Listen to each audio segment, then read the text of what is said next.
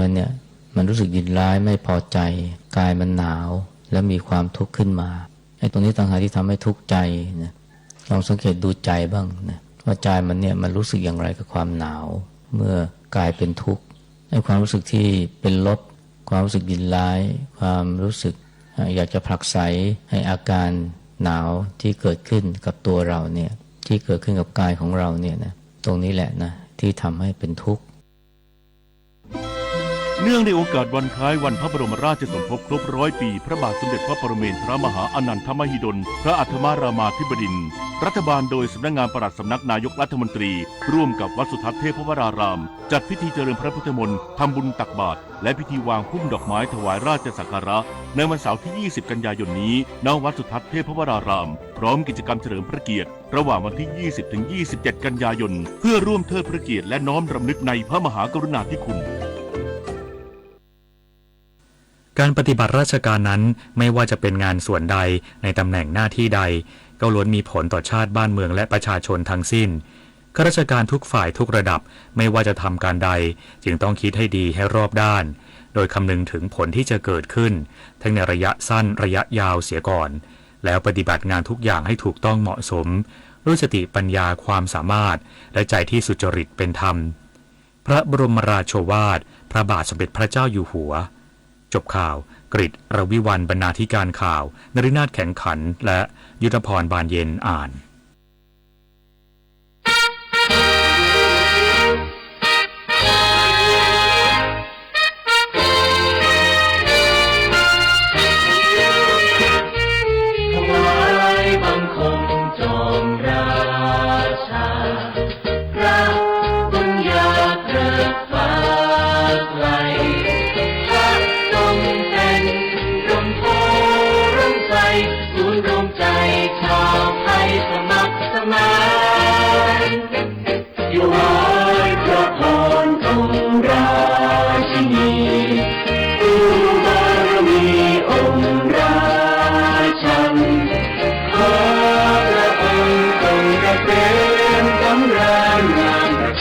เขียนขัตติยาไทยคุณไอจากฟ้าเรืองรองแสงทองส่งมาในฟ้าต่ำตกใสมหาราชาราชินีมิ่งขวัญปวงชนชาวไทยเกิดไทยกระพวนในถวายใจสาธุนี้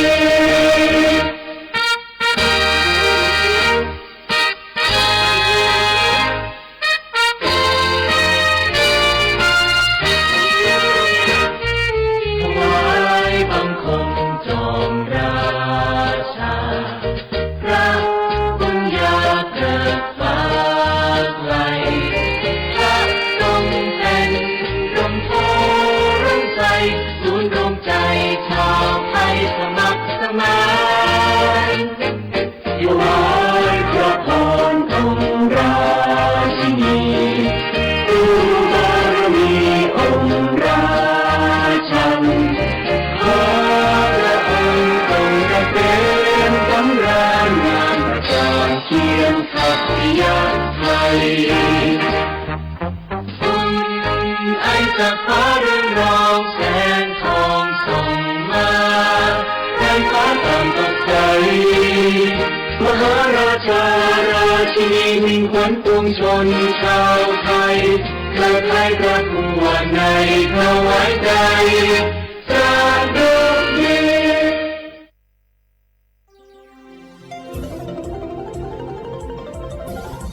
วิทยุแห่งประเทศไทยให้ความรู้คู่ความสุขสถานีวิทยุกระจายเสียงแห่งประเทศไทยจังหวัดเชียงใหม่ AM 1476 กิโลเฮิรตซ์สถานีวิทยุภาคภาษาชาติพันธุ์แห่งเดียวในประเทศไทยที่มีความทันสมัยเชื่อถือได้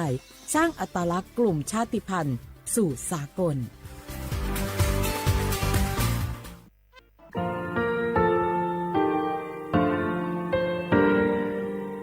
งาคือมีติปิเพกาวิเชแลงาคือติกาติชูแลติเลเพกาวิมาเฮ อยากข้างาคือชอยาออตุคโลกาติเชเวอคือคาติผาคาชูโยอาชูโยเวโยกาคาเดติเลอติเกกาพุติลาวิทัปาตองาคือชอยาอาสติกาเวโยงาคือออตุคโลอคือคากาติเชเวเวอีเวมาโกติยาเลเลทอกาอายีเวคาชเวเพเวโยอลากัวงาคือออตุคโลอคือคากาติยายามาเตียลาวิลโกงาคือชอยาทอกาอาสติมากาวิคาชูงาคือมีติปิเพกาวิเจแลงาคือติมูติเฉติเพแล้วติกาลีเลียอาชูโยเวอเวปุตาเวกันติภาคาเสติเกคาเดกากาติเชวิทัปาตองาคือมีติปิเฉกิเพลากาวิโยเชแลงาคือเทโจมโคคางาคือมียาถาตอกคอปิลาตาเวปุราเวติเชเสนีเสหปามัชหปานิหิงาติเชออกขอบทามัววิทยาลัยวิชาการศึกษาประสานมิตรโกเวออคโลจากเกรทาไทโจมคุโฮคางาคือมียาถาปิยาลาตาวิตอกคติพายโย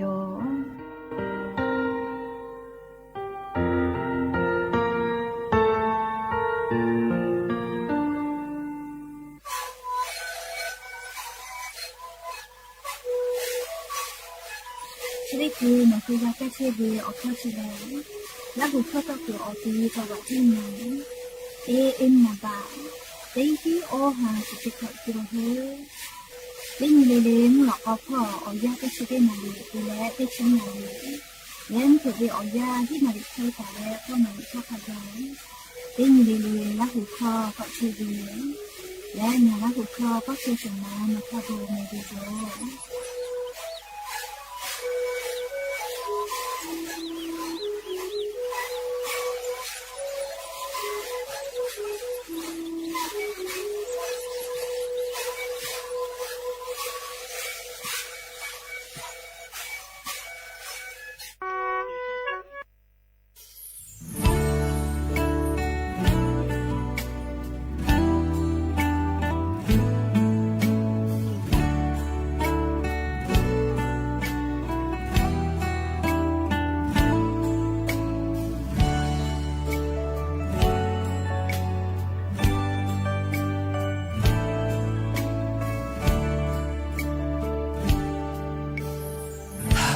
Cherry no lenganiga They dream up gao head away A to pa to no ni ma o pa kai le na A shu no ta be you long le Phu ba to ni ma pai ve la A shu no ta le vu check la le Ha ve ma cha ta no to chi lao lo Nga bau ka khe pe tu ma do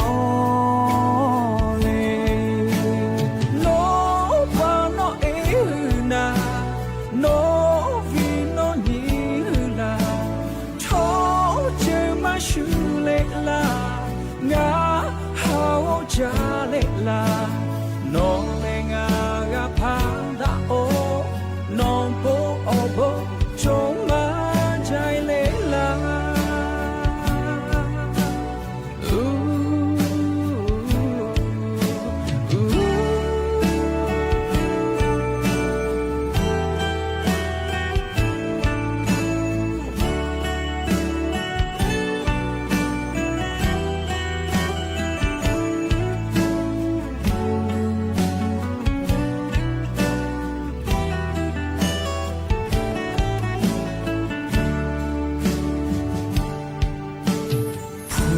ba to ni ma pai ve la a shu no ta le bu chi lao le ha ve ni ma cha tha no to chi lao lo nga bong kha khe phe tu มาดอนีโนฟาโนเอนาโนลีโนนีนาชอเจอมาชูเลลางาฮาโลจาเลลาโนเลงากะพาดะโอโนโบโอโบชอมาใจเลลา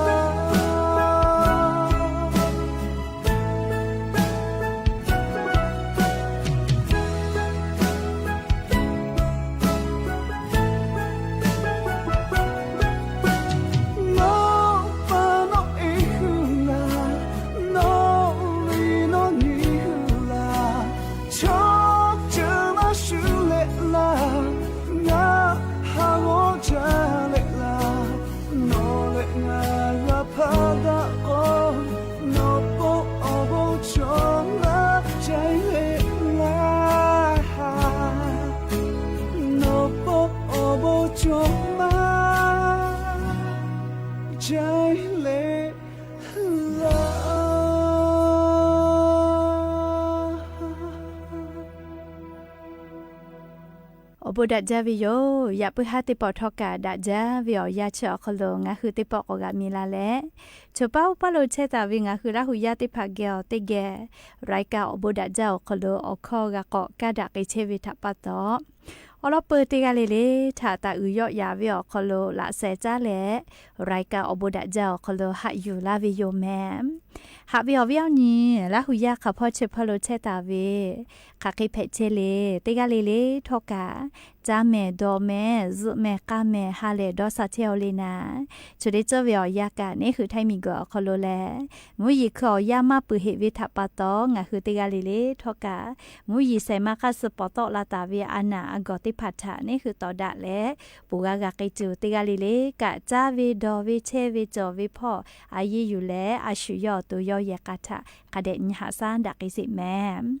และยันยูเวอยาแลชุดิซอคโลซุปเปอร์ออนียะนี่แหละก็หาปาสัตบาหาปาคโลยะนี่ซุปเปอร์ออนีฟันเพวิโยและจะขอนี่หินชงาขอสขอหาวิอวิอนี่ละหุยาติเผาเตหะเลเลวิอยาหินาริควายตาและก็นาริทักกายเตหะเลเลงาหือละหุคอไรกาอบุดาจาวิทยุเรดิโอ AM ติฮิโอฮาสจิคกิโลเฮิรตซ์ติไลพอละหุคอตอกเอเชวิโยแมเปิดตาเลกันยี่พอติพอ Facebook Fanpage สวทเชียงใหม่ AM 1476พอกะไลฟ์สดติดต่อกันเชียวงาคือละหุยาติพาติแก่ละหุคอพอนาและนี่คือละหุชอเจทาโอกาปิดากิแพวิยอมและอยากปื้อฮาวิอยาคโลกายูเวลาตาวิซาตาอลอติผาไลลอยูเวลาตาวิโย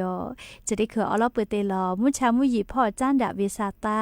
อลอติผาทาอลองาหุติแกยูเวลาและกาดะเจดากิติโยแม่แล้วก็ยานี้เลมุยินยานิสาอาลุยานี่งะคือจิไม่วิอคมุชาเลดาวิจอยมาเฮซื้อกะซื้อจักมาจะขอวิอยาแล้ววิอเนี่ยละหุยาติเผามุชากะซื้อเลกะฮอลกอซื้อจะฮอจัตุโยเจแต่พอมุยิกะกอลาโกเอลาจาอิกาลูลูลาอิกะทูมีปะฮาปะวิกุลูฮาลูกิตุจิเมเลียมากะกะเพกเพใจเวนะเลชอยาหาอยู่มากะไกเพเวเลกะกจะขอเป้าไลกะกะซาตากะกะตุอยู่เฮลิงะกะติปอเป้าจอโดวิโยเลจาปังเหมียวจิกมาฮอจาวิอซาเลออชองศาตะกะวิเจ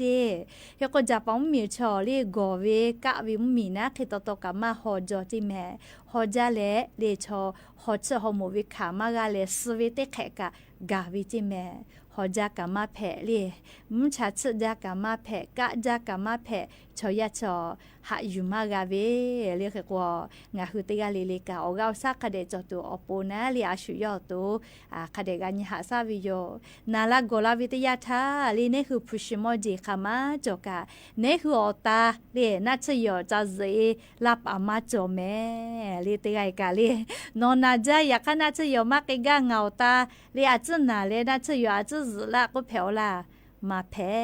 เลยผู้ชิจอมาจ้าแพ้ซาปอซาจ้าซาทิลูอเมียวผู้กับปะอายาอืจ้าก็กะเลยนอนาตาเวอานาทาอาจจะไปฟุละก็ไปปีเกาละนัวคามาหะกะเลยโนเวอานาติไกกะไปละ ปเลกาปูลามากาแม่เรียกว่างาคือตัวงาคือคาเดกาหาซาวิโยอลอกเนี่ยคือนาตาวิอันนาจะได้พาแลพุชิโมดีอมีอพุกาปาอายาติพาเนี่ยคือถากาลามากาเรียกว่างาคืออาชุยอตุถาฮาวิโอคโลเรียเชซาจอซาตัวอปูคาเดอายีกาติวิโยเฮโกยานี้มุชาซึจ้าเรียกเขาพ่อชื่อพ่อกาแกแลใกล้วายานี่แลมุนอมากะน้อยแกไกลเลียอวิเอาเนี่ยละหุยาเกียวไข่เผ็ดเชเลยนะซาเต้าเจ๊เวฟุตาละเผ็ดวิโยสละเมาเจเลหุยมาเศร้ากะมุชาซึจ้าแม่เจหุยมาเศร้าพ่อมุชาซึจ้าเจใหม่วิอาเพออเพอเมื่อเตต่อพ่อกับมุชาซึจ้างาโกเลียมาจากากุมาสละเมาเจงานนาลีเวียมาจากาเวลาAM อยู่เลยชอขอน่าจะก่อละเลยงาหาอดชกอตีไลแม่ลิมเผือเป้างานนาริติชนะทีทาเวเลยคือกว่ายันยิเวียยาลีไลพอกับมุนอมาน้อยแก่แพรอเลยงาคือแท้เหมียวนาเตต่อพ่อเจแม่มุยีจอวีอีเวเล่ออกาวนิพ่อเลยมุยีจอมาจ้าขอ10%ตาเลย10%ขะไกลแล้วกูที่พ่อกะ10%เจไทยมีก็ฮอติต่อกะขอ10%เจมุยีละมาจ้าลอเลยมุยีต่อพ่อกะ10%ไทยมีก็จะกะ10%ภาอีสาพ่อกะ10%อยากข้างคือไทยเหมียวนะติต่อพ่อเราอยากยิมุยีมาจอมาเวเลมุนอมาน้อยแก่เตเลมุชาเลดะจาเวเตฮาเวียออ10%เจติจอตาวิเจยันยิงคือไทยเหมียวนะติต่อพ่อออ10%วิชกะเลไทยมีอนาติต่ออนาพ่อมาหิเจอยากให้ไทยเหมียวนะติต่ออฮอพ่อเลมูจังหวัดตากเลกำแพงเพชรพิจิตรพิษณุโลกและเพชรบูรณ์พ่อเจมุยออ10%จัววินะอยากค่ะเมฮอซอจีใหม่ลำพูลำปาจีให้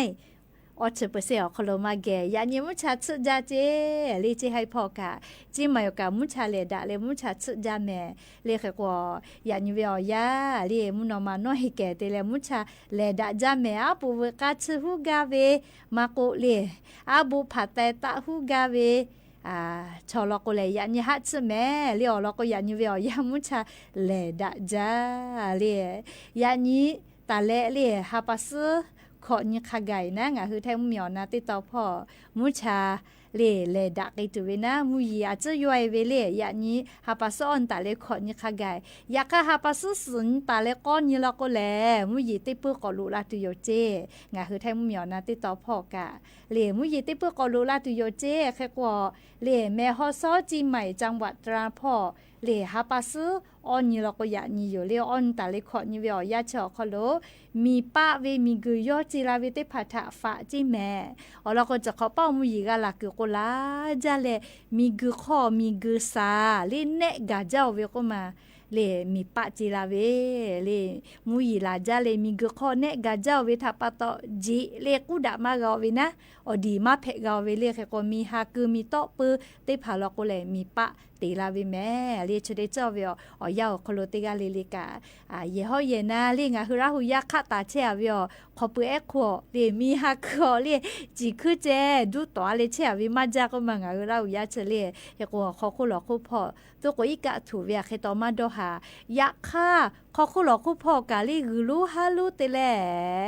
ให้พวกขวิกาลูชเวลาเลเลจิมาโกสุเจฮาปึคาเปลุยาลาเลคากะเลอีกะโลลูคลิติลุยาลาวิกาจอเวเลเปลาวิโนแม่เจมเลปาอูคาก็เวอเวียนี่มงข่าวคลุกาโอเคแพวิแม่เลขกว่าเวียนี่ละหุยาติพาทอเลชดิเจเวียยาซาตาพอหาอยู่แล้วค่ะเด็กกูแฮกูฝาเชแม่แต่ก็แลเลอรอซาตาจะได้พาอยู่เวลาแลงะคือละหุยาติพาทะจะเกเกามาลาวิโยแม่จ้าแลเลงาคือไทยมีกอคโลกาอาจจะอย่ารัฐบาลมีถาอุปแลกาติไกจุเวเลรัฐบาลกะใจมาแผ่แม่เลนายกกะมาจอเลชดิคือเวียยาเลงาคือไทยมีกอคโลนายกกะมาจอรักษาการเจติเชียวิแม่เลชดาปตออันทาเวียยาเลสสภาคภูมิใจไทยออกคโลกะลิเตและเลนายกรัฐมนตรีเซชนิกาเตกาเลรัฐสภาออกคโลอเมกุและละเซชและเลสสติผาลึไกตัวโปเลลิเตและ เรียประธานรัฐสภาเกี่ยวคือเปียวเจใครแต่และเรียประธานรัฐสภากะเรียลิกาหาอยู่ปืวิทปะตอสปอเรียหาปัสงานก็หาปัสปึงานท่ารัฐสภาคโลเรียนายกรัฐมนตรีเซชนิกาติกาเวละเซชเลลุตุโยเจจะได้ปอแลเรียสวละเซชตัวขอมาจอสสเจติเรียละเซชเลเมกือแพเวเฉลเรียรัฐสภาคโลเจสสเจลุวิแมเรียสสเจละเซชเลเมกือวินะนายกรัฐมนตรีลุเวเลชเวกานายกรัฐมนตรีละเซชเลลุปีแพเวอเมทิแพวิชกาเรียคดีเดตก็เวเลยูฮูพักอคโลนายกเตียก็เลยอเมเกือวิชอติผาเจติเล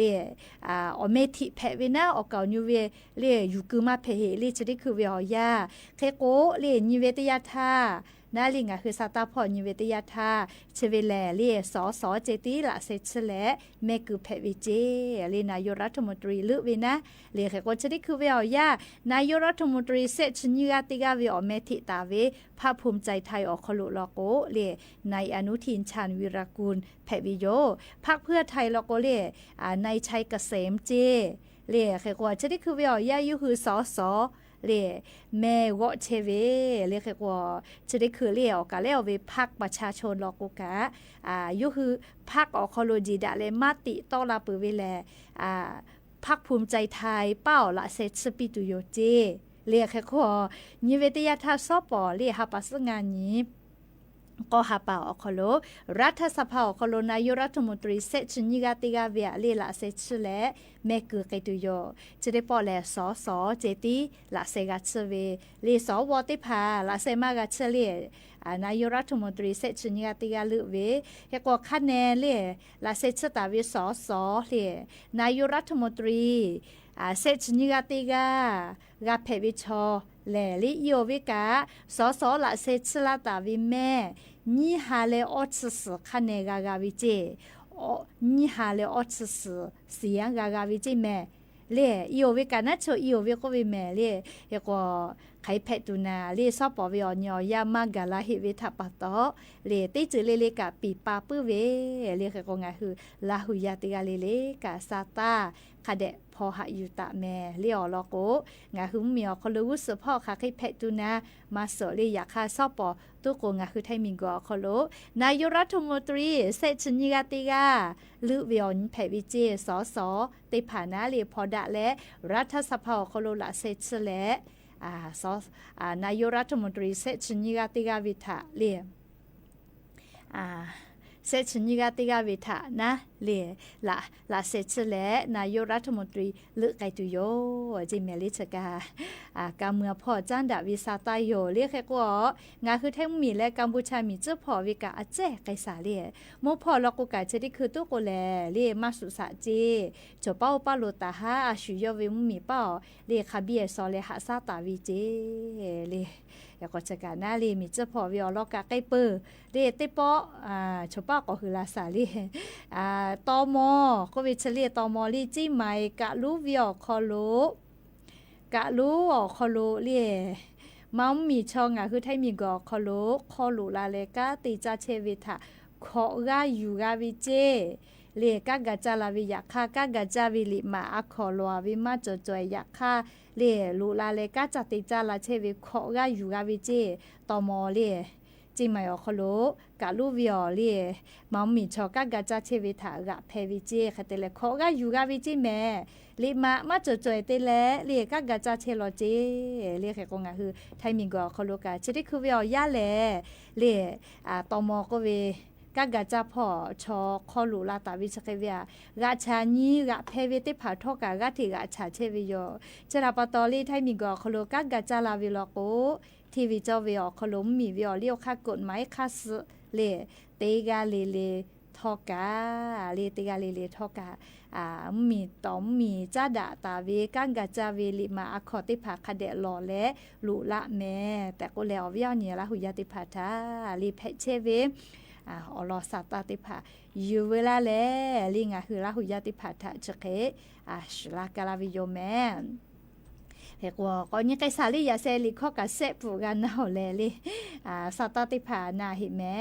เฮกว่าเวียนอยู่ละหุยาติผาชัวดีปุจาวิชอติผาชป้านาแม่เลชดิคือตาญู CIB พ่อเวเลยคืออลอสาตาปิลาเวแลเตชเตคอจิเมลิชวาดีเวลก็มีเวอเลียวค่ากฎหมายค่าซื้ออายีกะอยู่แพเวเลพูมาจอกก็ชวตาดีแม่ติปอแลก็จะแม่เลตอคอเลยาตอตุเวมาดาเวตอคอชติผายอแลชวดีมาเพเจชอกายโยก็เวเลอารมาดาเวเลคำหยาบก็เวนะไทยคอลโกคำไม่สุภาพก็เวเลจะได้พายอเลชวดีเวลโกอายิติแพวิเจเลมือกับมือแลทอคอกะแพ้คือรอจอวิจิแม่เลทอคอตีฮาปาอยู่ฮอแลมือเวกะตีมือบาคาไกมือแพวิเจจะราปาตอฟุกุปีมาทุลโกเลชวตาดีแม่ชวดีเลมาดาเวตอคอสักคอเยแลเลดีเวลโกอายิติแพวิเจเลทอคอกะตีฮาปาอยู่ฮอแลมือเวกะตีมือบาคาไกมือแพวิเจแม่ก็จ้าชวดีปุจาวิชอติผาสติตะแม่เลอลโกดีเวมาดาวิตอคอเยเลชวดีเวลโกอายิกะอยู่แพวิเจมือเวอฟุกะแห่ลอแม่เลตีมือบาคาไกมือแพวิเจคาเตเลทอคอกะตีฮาปาคาไกอยู่ฮอแพวิเจแม่เลชกะอยู่เวลาเลเลอเวอเนี่ยละหุยาติผาทะสติปิลาวิโยเลชวดีอาเตโกคาเดดอนิเสเลอลโกมก็คโลตอลาตาวิมฮอคอชออยู่ขอมากาแม่ตอลาปูก็อยู่ขอมากาวิทัปะตอมาโยหิทักคเดดอนี้ยอปือลก็ตอคอชอนี่คือเวอเสพาเพวิก็มาโยเสทัชอเลียตอคอเลนี่คือตอคอวิอเสพาเพวินะอยากให้นี่คือมก็คโลตอลาเวตอคอเลเลตอลาปือลก็เลตอคอวิเลนี่คือวิอเสพากอเพไกเวเลตอคอฮอกาเชวินะมาดาวิยอจ้อยลก็เลลิชูมือเวทอคอเพกุลาวิชัวยีเตลาโกนาเลวคิติไขทักกะแกกะขาลาโลแม่เลชราปตองะคือเตกะเลกะตอยอซายอวิอคอโลสติเตมาโยหิทักกะเดดอนี้ยอปือขอเนาะดอนี้เวลโกดอมิกะกะมามิลาแม่ตะโกแลเลอวิอนี้ละหุยาติภัทะอลอซาตาชดิภากาอยู่เวลาเลจะไกชิลากาลาวิโยแม่ยก็ชดิคือซื้ออยู่โรงพยาบาลสวนดอกลิงคือจังหวัดจิ้งใหม่คโลเวซื้ออยู่โรงพยาบาลมหาราชนครจิ้งใหม่คโลธนาคารเลือดก็เวลีสธนาคารคโลชดิคือสมาโลเจหรือเลกาลูจาเวเลลิสกรุ๊ปโอจิแม่เลียงาคือราหุยาติภาอาชุเตกาเกาซาดาเลเลียสติภาตากาเวลโกเลียกาตาปีแม่เลียชดิคือซื้ออยู่โรงพยาบาลสวนดอกคโลเลียสุดดอกพอนะสกาเยมาจาวิจิกุมาแล้วก็อุบัติเหตุแพเวชอลีกาผีและกาหาซาเลสกาคือเวทัปโตชดิคือกรุ๊ปโอลิสเบวิเจลิมาจอจิแม่เรียกโกสกรุ๊ปโอจอวิชอติภา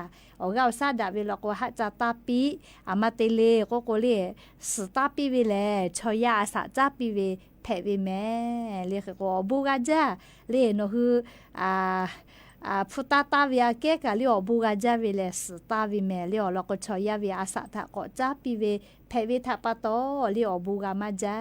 ลิอาสะจาปีเวแพเวทัปโตเลยอย่าเพิ่งหาติปออยู่เวลาแลกาดะเจดะไกตุเวซาตาอรอติภากะจะใครไม่เจดิโยแม่จะได้เจอแลตีนินิลอกวมุชาชฮอเวตีนินิลอกเวมุเยลาเวนอนเนเนจะใครเพเชเวทัปตออานานาเบอปุมาติภาเกาซากะทิเฮตะลาวิเจงาคือติกาลิเลกาจาวิดอวิเชวิจอวิพออายิเตเลเลติกาลิเลกาอานาอากอติภาทาโปเกกาตัวโปอาชุยอตัวคาเดหาสะแม่จะได้คือจะเยลูอานามาโกจะเยอานาเลคาเตเลปุจากก็ปูเวลาเวไครัวอานาก็เวชได้ภากากาที่เป็นดักไอเชวิโยเลียงาคือลาหุยาติกาลิลิกาอานาจะได้ภาทาโปเกกาตัวซาตาพอหาอยู่และเลียอาชุยอตัวยอยากาทะคาเดหาสะดักไอเสแม่อลโกเลงาคือเวอานาจะได้ภาแลนี่คือเว อานาติพาลิติไกกะกากาเปฟุลาปามาจอเลฟุชิมอจิอมิโอพุกะปะขามาจอกะเนคือเวอนาทะเลเนคือนาตาเวอนาทะฟูพอยลามากาลีเปเกลามากาลีวูบากามากาลีเอกงาคือติกาลีลีอายุจาวิอาชุยอตุคาเดหัสะแม่ยาปะฮาวิอยาเลติกาลีลีกะซุเมกาเมฮาเลดอซาปิอบูจา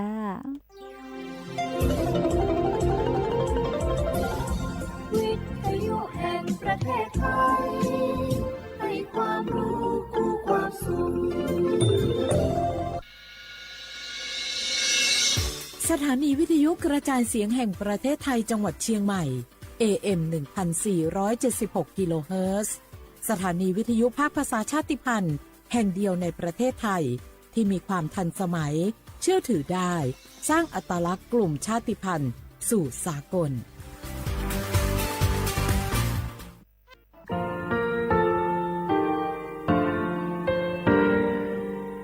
งาคือมีติปิเพกาบิเชแลงาคือติกาติชื่อแลติเลเพกาบิมาเฮยาค่างาคือชอยาออโตโคโลกาติเชวิออคือคาติพาคาชุโยอาชุโยวิโยกาคาเดติเลอติเกกาพุติลาวิทปาตองาคือชอยาอาสติกาวิโยงาคือออโตโคโลออคือคากาติเชวิเวอีเวมาโกติยาลิเลทอกาอายิเวคาชเวเพวิโยอลากวงงาคืออตุคอลูอคืออคากาติยายามาเตียลาบิโลโกงาคือชอยาทอกา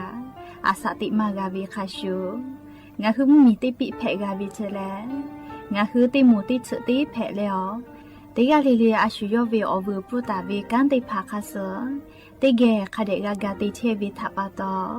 งาคือมีติปิฉกิเพลากาบิโยเชแลงาคือเทโจโมคุโอคางาคือมียาถาตอกคอปิลาตาเวปุราเวติชเสนีเสหปามัชหปานิหิงาติชออกขอทามัว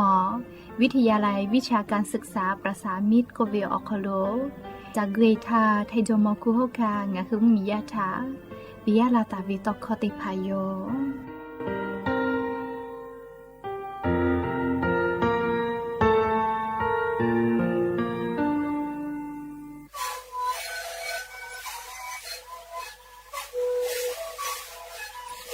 คือมันคือว่าแค่เชื่อดีออกข้อชิล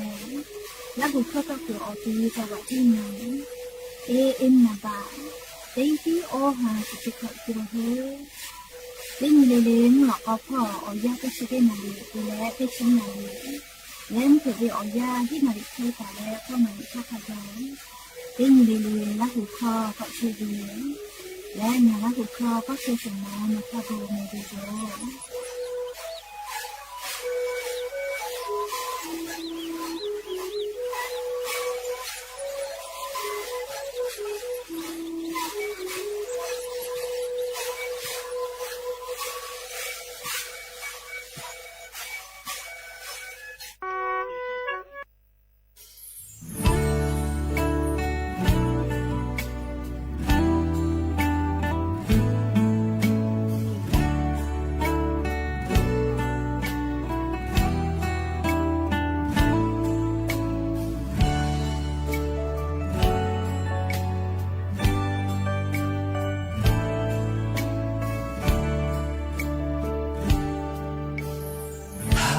Cheve no le ngani Te chui ma pa gao he do we A tho pa to no ni ma o pa kai le na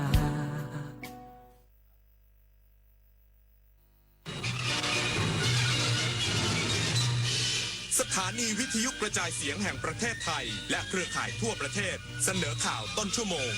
รู้เร็วรู้จริงเกาะติดทุกสถานการณ์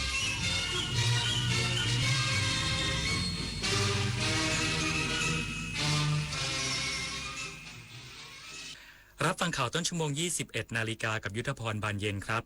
ผู้นำฝ่ายค้านยืนยันไม่ได้เป็นผู้เสนอให้เลื่อนระเบียบวาระการลงมติเลือกนายกรัฐมนตรีในวันพรุ่งนี้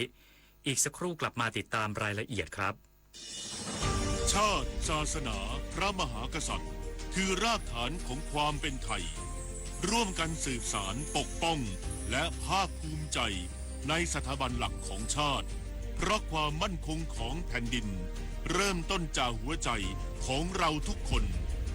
รักชาติรักษาศาสนาเทิดทูนสถาบันพระมหากษัตริย์รวมพลังความรักสร้างชาติให้ยั่งยืนเอาถอยไปหน่อยเห็นไม่ชัดอ่ะเห็นไหมคะถอยนิดนึงเห็นหรือยังคะอีกนิดนึงได้ไหมโหมองการไกลเชียวนะคะอายุที่มากขึ้นมาพร้อมกับปัญหาความเสื่อมของดวงตามายืดเวลาดวงตาสุขภาพดีด้วยการมันสังเกตอาการผิดปกติรับประทานอาหารที่มีประโยชน์สวมแว่นตากันแดดไม่อยู่กลางแจ้งและตรวจสุขภาพดวงตาเป็นประจำทุกปีใส่ใจดูแลรักษาดวงตาเพื่อมองดูโลกอันสดใสไปอีกนานเมื่อเราก้าวทันเราต้องรักษาพัฒนาและส่งเสริมผลประโยชน์เพื่อความก้าวหน้าสู่ยุทธศาสตร์ที่สำคัญเราพร้อมผลักดันกิจกรรมเชิงรุกที่สร้างสรรค์ในทุกมิติรวมทั้งสร้างสรรค์ความเข้มแข็งในภูมิภาคที่มีอาเซียนเป็นศูนย์กลางเราสนับสนุนการส่งเสริมและเชื่อมโยงในเวทีเจรจาการค้าการลงทุนเรารักษาสันติภาพเสถียรภาพความมั่นคงและความมั่งคั่งประชาคมอาเซียนประชาชนเป็นศูนย์กลางเราไม่ทิ้งใครไว้ข้างหลังเรามาเชิญชวนทำกิจกรรมเดินวิ่งการกุศล9ด้วยธรรมครั้งที่9ครับซึ่งจะจัดขึ้นในวันที่9พฤศจิกายนนี้มาร่วมกันเยอะๆเพราะว่าเป็นสิ่งที่ดีมากๆช่วยเหลือโรงพยาบาลทั้ง19โรงพยาบาลก็มาร่วมวิ่งทำบุญกันเยอะนะครับติดตามที่เพจ9ด้วยธรรมนะครับดูรายละเอียดมาสมัครมาร่วมกันได้ครับเรามีวิ่งกัน2ระยะมี5กิโลแล้วก็ 10.5 กิโลสามารถร่วมบุญกันได้ค่ะก็อยากให้ทุกคนเนี่ยมาวิ่งมาร่วมทำบุญมาสนุกกันเยอะๆนะครับ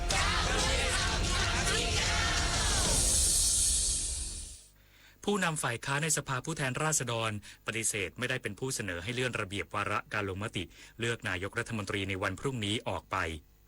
นายณัฐพงษ์เรืองปัญญาวุฒิผู้นำฝ่ายค้านในสภาผู้แทนราษฎรชี้แจงในที่ประชุมสภาผู้แทนราษฎรระหว่างการพิจารณารายงานผลการพิจารณาศึกษา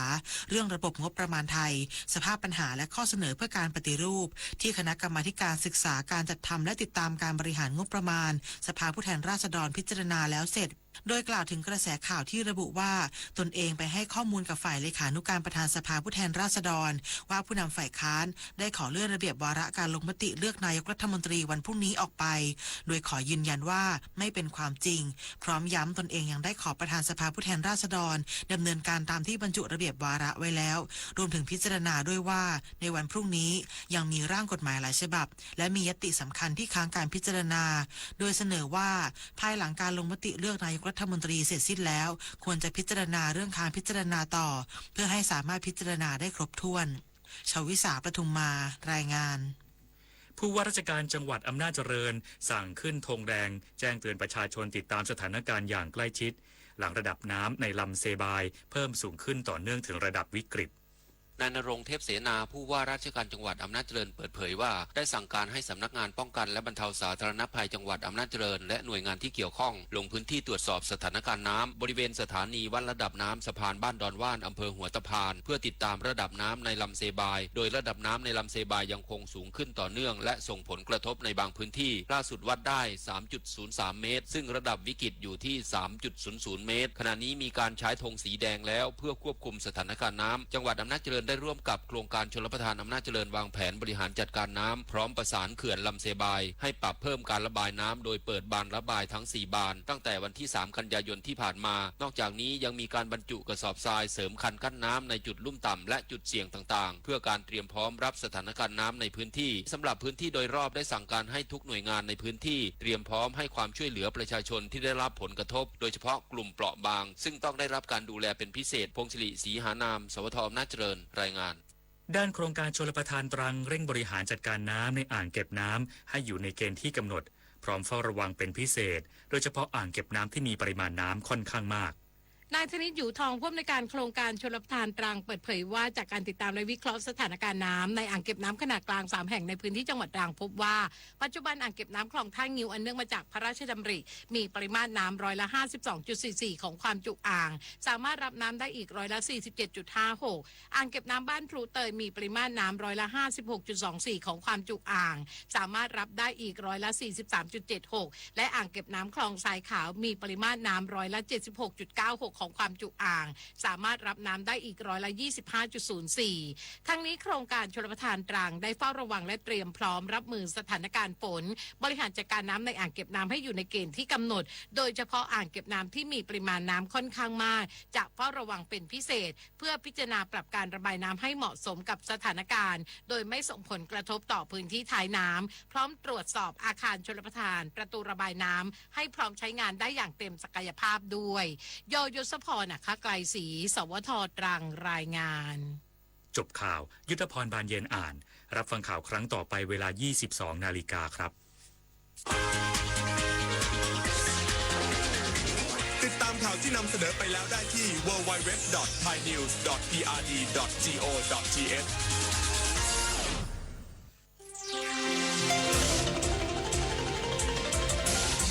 วิทยุแห่งประเทศไทยให้ความรู้คู่ความสุข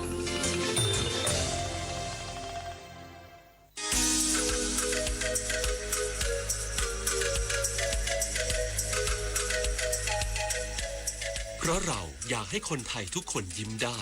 และยิ้มอย่างมีความสุขเพราะคนไทยทุกคนมีสุขภาพดีทั้งกายและใจฟังรายการสุขภาพดีวิถีไทยสถานีวิทยุกระจายเสียงแห่งประเทศไทย FM 92.5 เมกะเฮิรตซ์และ AM 891 กิโลเฮิรตซ์พ่อคือผู้คิดและผู้สร้างสรรค์หลักนำใจ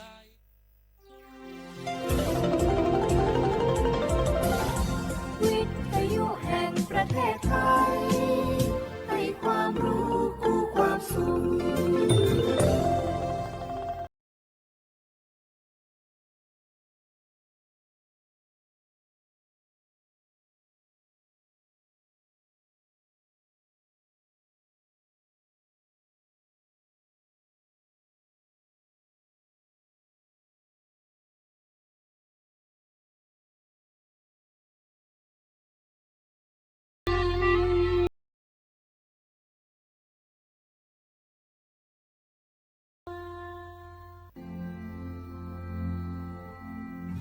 รากฐานสังคมไทยตั้งแต่อดีตจนถึงปัจจุบัน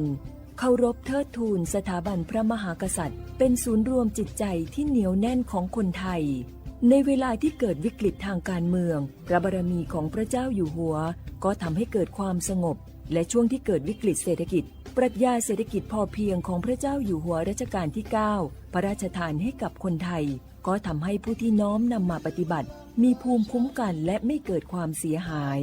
พระปฐมบรมราชโองการของพระเจ้าอยู่หัวรัชกาลที่ 10เราจะสืบสานรักษาและต่อยอดและครองแผ่นดินโดยธรรมเพื่อประโยชน์สุขแห่งอาณาราษฎรตลอดไปพระมหากษัตริย์ไทยทุกพระองค์ทรงห่วงใยราษฎร์เสมอสถาบันพระมหากษัตริย์ไทยศูนย์รวมใจไทยทั้งชาติ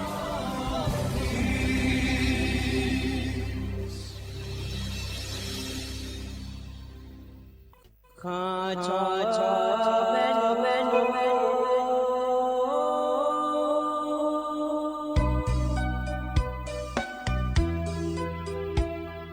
ซานีจอปูเลงดอวทุยอาคาเบซานีจอโมเลงดองชอยอาคาเบโซพามาสิจอชาโล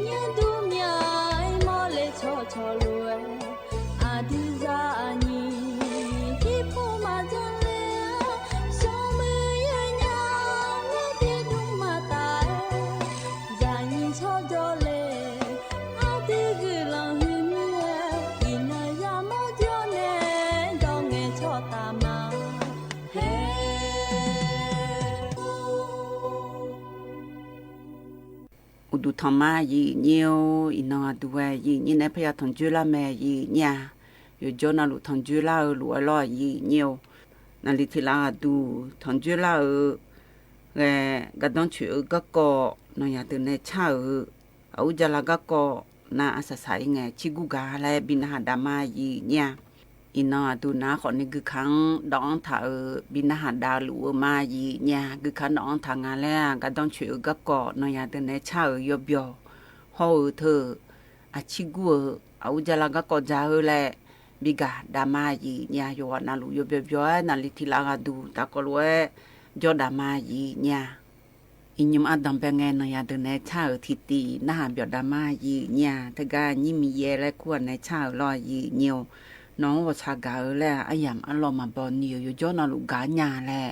เช้าเฮตีอายุเช้าญาแลตะกลวยน่าเบียดามายีเนียว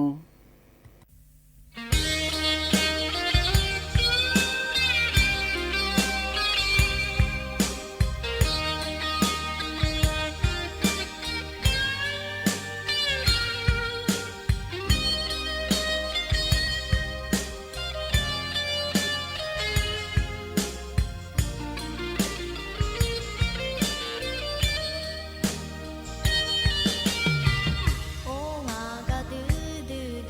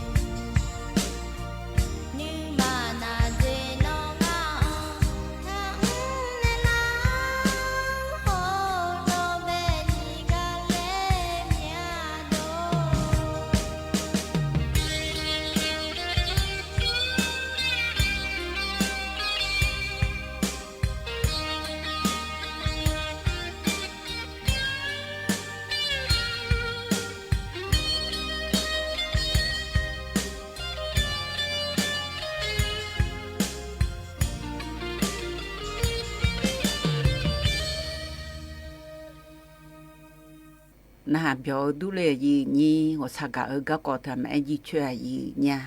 个当兵个忙个节搞不一年也姑姑呀有哈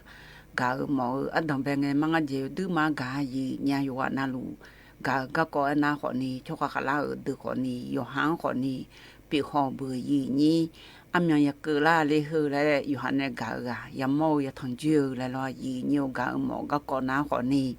有么个个有好你当当đá ăn当bé ở thợ有行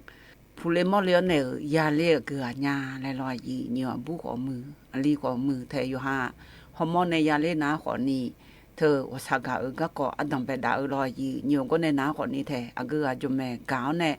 à cứ à năn nì cáo ở khó nì ăn当bé ngay thằng phụ thằng chú nào xa cả ở các có bé đã ở đuổi con này ná khó nì thì thằng chú thì nó mà cho xì gờ lại cái ở con này nào còn như thế yang sao các cọ trong thế đạo nè,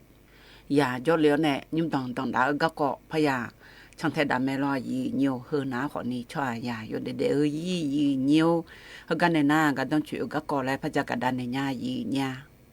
hơn có đùa gì nhiều cho cả hơn nào lo gì nhiều à cho thưa cột lại yon lại cũng thế nó có hôm nào lo gì nhiều, thì buồn nào yo ha hoặc giả phụ là chẳng nghe chẳng cả nào còn như cái họ nhị bát để thầy tham gia là mà sa cái nhà là cặp con nào lúa là thực tỷ lo gì nhiều tụ lúa lo thứ mình này thực có đuôi mưa phá ở Jaga này nhà gì nhà cho rốt lại yon là thưa nào lo hơi nhúng Jaga này hơi cho xin nhà bao pa họ mà đuôi mưa cho sát đủ bao pa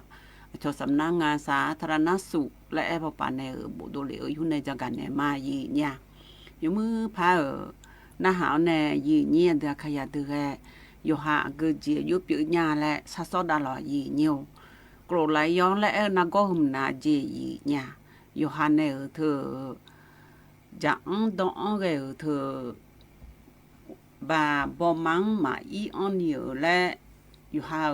chẳng phò lo có biếng bà không lắm bà đồ la ở thừa cái khu ngà gì nhà à chị mi này tôi về ngà lại người nào lo gì nhiều Yohane ở dạng ở hờ Yohan có biếng Yohan giờ đó miệng ở hờ lo gì nhiều thực ra ý ở thừa cho thừa là lọ khó kinh lại ngà Yohan dạng ở có biếng hờ lo gì nhiều có biếng hờ ná còn nè dạng ở ná miệng thì gì mà biểu ná lo thì gì mà biểu ná dạng ở ná còn nè bà bò má bị on nè bò má y on nào còn đi bò má gặm mi nè bò má phô sa hàng nè y như hàm một tuần lo anh hàng con nè nào còn đi khop biang hơi chẳng người nào là ốp thề ở lỗ còn đi phá bò ngà lo y nhiều từ lẽ phì thề lỗ phá bò ngà lo từ mi nè yo ha thì gì mà biểu ngay cho ha bự lại lo còn đi cổ lại yon lại thơ nào lo y nhiều nào có ngà nhúng ra cả nè ở lại hơn nào còn đi thực ra cho ya thì ngà gà ở là huyết thì biểu nhà gì nhà ngà gà là huyết thì biểu nhà ở lại hơn nào còn đi khop biang hơn cái yêu hao ở như sao ở đủ cái chế ở như yêu hao này hát giả ở gì cái sao ở đủ hơn lo gì nhiều thì buồn na lẽ bị thế ở thầm lo thầm thờ miệng mơ mà mưa ní biểu nhà gì lẽ tôi ngà gì nhà cho hú rút lại ngà thể gà lo thực ra khu na lại phì thể lo lo miang yo ha chẳng người này phụ mà bị đồ la lại khăm ở thìm giá gà dung anh này gì nhé gà cũng biếng lo gì nhiều na thì gà ngà gà ở là huyết thì gà là lại tôi biểu nhà gì gà ở phì thể không yo cả mà mưa ní lại ở tôi ngà thể thưa mẹ yo ha này chẳng người ở thưa bò mà ý on đi lại đồ la ở mẹ yo ha ở phụ là ở ngày lô lẹ ở tôi ngày lẹ yo ha có yo hàng đu là hiệu con này ná còn ni thơ yo che đu là lẹ tôi cái gì nhà còn lại yo lẹ thơ lo còn như thơ yo ha này ở che còn như yo ha này chẳng người ở thơ cũng biếng bảo đu là na go lẹ hơn na lo gì nhiều ya mà cho cả mà cho một mà ni biểu nhà gì lẹ tôi ngà thể gì nhà thì đưa nana lẽ tôi ngà thì đưa nana chỉ bà đó moli đó biểu nhà gì na thì đưa nana còn đi giàu ai làm alo mà boni lo gì nhiều ฮือจ่าฮือจ่าฮือจ่าฮือจ่าแล้วอย่ามาบอนี่อันน่ะใจที่เจนะคนนี้อีสานนี่จะเข้าโลแล้วรอยีเนียวใจที่เจนะคนนี้อันเดียวอีสานตาจ่าละสับพี่สันพี่จ่าละแหละใจที่เจนะคนนี้ที่เดือนน่าจะเดินต้นเดินหน้าเขาเข้ามาอยู่โลแหละให้เธอนักก็เปลี่ยนละหยาจีเนี่ยนักก็ทำนะคนนี้แล้วตัวงานอยู่หาขบยังเดล่าจีแต่ซาผู้หลาบิโดเลกึกขาหือรอเขาเธอขลงสปอเธอก็เดเลยหยาจีเนี่ยนายมยังหมอจุกมาอินี่เพียฐานเนี่ยเบี้ยเจเนี่ยบิจานาคนนี้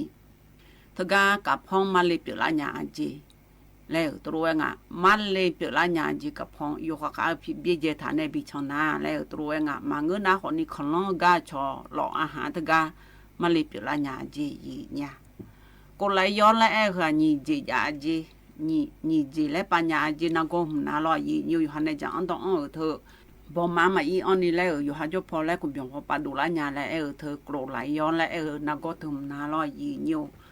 นี่จีแล้วบิญญาจีที่จีน่าคนนี้เธอกับพ่อรู้ด้วยจีเนี่ยเธออุมานาจีอุมานาคนนี้ก็ในนาคนนี้เธอ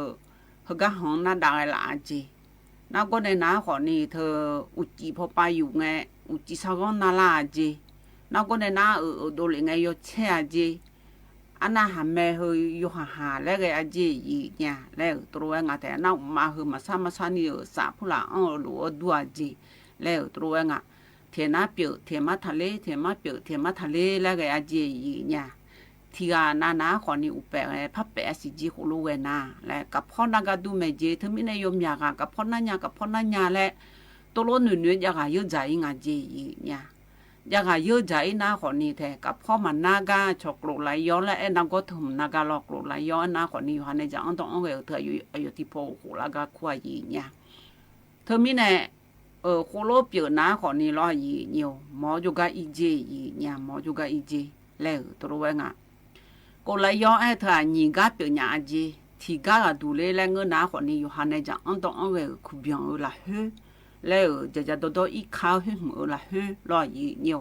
เฮก็ดูเลยแล้วเงินนะคนนี้ขบยองหน้าเจเนี่ยอากูเจจะโดคนนี้มีอันไงมามีอันยันนี่ขบยองน่าลาเจอันนั้นก็ในนะคนนี้อยู่หาขบยองเธอก็ขนมขบยองเฮก็รออยู่ก็แล้วที่จีอันก็ดูเจเนี่ยอันนั้นอย่าพี่ละก็ดูเจอันนั้นที่ปวดนะเฮก็อยู่หาห้องแล้วทุกท่าก็ดูเจเนี่ยจะโดมันนมีลูกดัวจีแล้วตัวงาแต่อันนั้นลูกเปียนะคนนี้อยู่หาหัวจ่าสหัวจ่าในโลกหัวจ่าในโลกและจีหัวจ่าในโลกและเปียมีอะไรเจจีแล้วตัวงาอยู่หากำมงไงโลมีผู้หลาบไงโลเสพยาอยู่ไงโลและตัวโลนะคนนี้เธอก็หงยาพี่ละก็ดูเจเนี่ยน่าผู้หลังดูเลยไงยศเชียเจน่าก็ในน้าคนนี้เธออยู่ห่างแม่ดูหาผู้หลังก็มีไงรออยู่หาแม่ละอยู่หาเจเนี่ยแล้วตัวเองน่าใจนี่ตีดูเลยแล้วเงินน้าคนนี้ก็เลยย้อนเธออยู่หาขบยองจะโดชาหาข้าวขบยองหึมละนี่พอป้าปีอาเจเนี่ยเธอหุ่มเล่แล้วเงินนะคนนี้อยู่หาแต่ซาเฮยอลมาลอนี่คบยังสู้เจแล้วตัวงานเด็กคบยังสู้เจคบยังสู้ใหญ่และเองถึงจะฉลาดจริงเนี่ยนักก็ได้นะคนนี้เธออุศปังเจพัสสู้เจคบยังรอเนี่ยน่าอยู่หาแต่ซาตรงเงแต่ซาอยู่ป้าแล้วก็เจมีรู้มาเปลี่ยนนี่น่าอุชุเจเนี่ยอุชุเจนักก็ได้นะคนนี้เธออุจิพอปาเฮ้มีงานละก็อยู่ดูเลยรออยู่ที่นารออยู่น่าเธอที่เดือนนาคนนี้สามก็ต้องช่วยอยู่ดูสาจีแล้วตัวงาแต่น่าก็ในนาคนนี้เธออยู่ห่างหน้าจีแล้วตัวงาเฮิมยาจีกูรู้เปลี่ยนละหน้าแล้วตัวงากรดไหลย้อนแล้วเธอน่าละงาเดแล้วอยู่ห้ามบิชีในหล่าไม่เจเนี่ยแล้วตัวงาแต่เธอไม่ในกรดไหลย้อนเปลี่ยนยาโถแล้วซึ่งกังจะกันในลูกเปลี่ยนนารอเนี่ยกับพ่อยาค่ะและกับพ่อยาค่ะผู้หลายเยอะๆถัดใจรอเนี่ยเฮ้ยนี่เด็กขยะ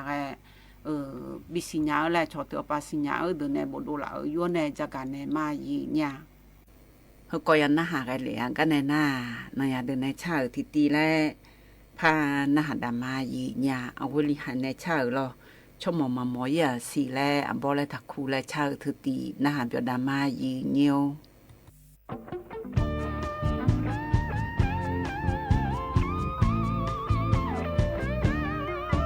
จอมองาและด้วยลาอากาฮอแนไงเลยนอถ้าจังฮอเทงานึกาที่ยาเปียงเลอาโคลอนาจืนึงาเทแงนึมาเทงาแลอาคือเชอที่มอลอยีเชอที่กางาน้องกาเนือกาน้อยอมเมื่อเนื้อทาที่ยาเบียนี้น้องกามาเพียวนาพอป้าหอนาที่กาหอข้ามาลาน้อสิญามาลามีดามอนานือมหามหาสาอาเมียกาคอยเชื่อพายแกญางาเนื้อมังซาลาตานา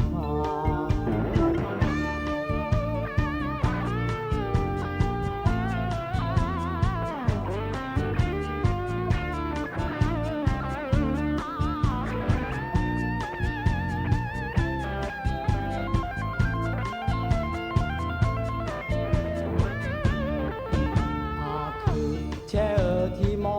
งลอยีเชอที่กางาน้องกาเนือกาน้อยอมเมื่อเนื้อทาที่ยาเบียนี้น้องกามาเพียวนาพอป้าหอนาที่กาหอข้ามาลาน้อสิญามาลามีดามอนานือมหามาสาอาเมียกาคอยเชื่อพายแกญางาเนื้อมังซาลาตานา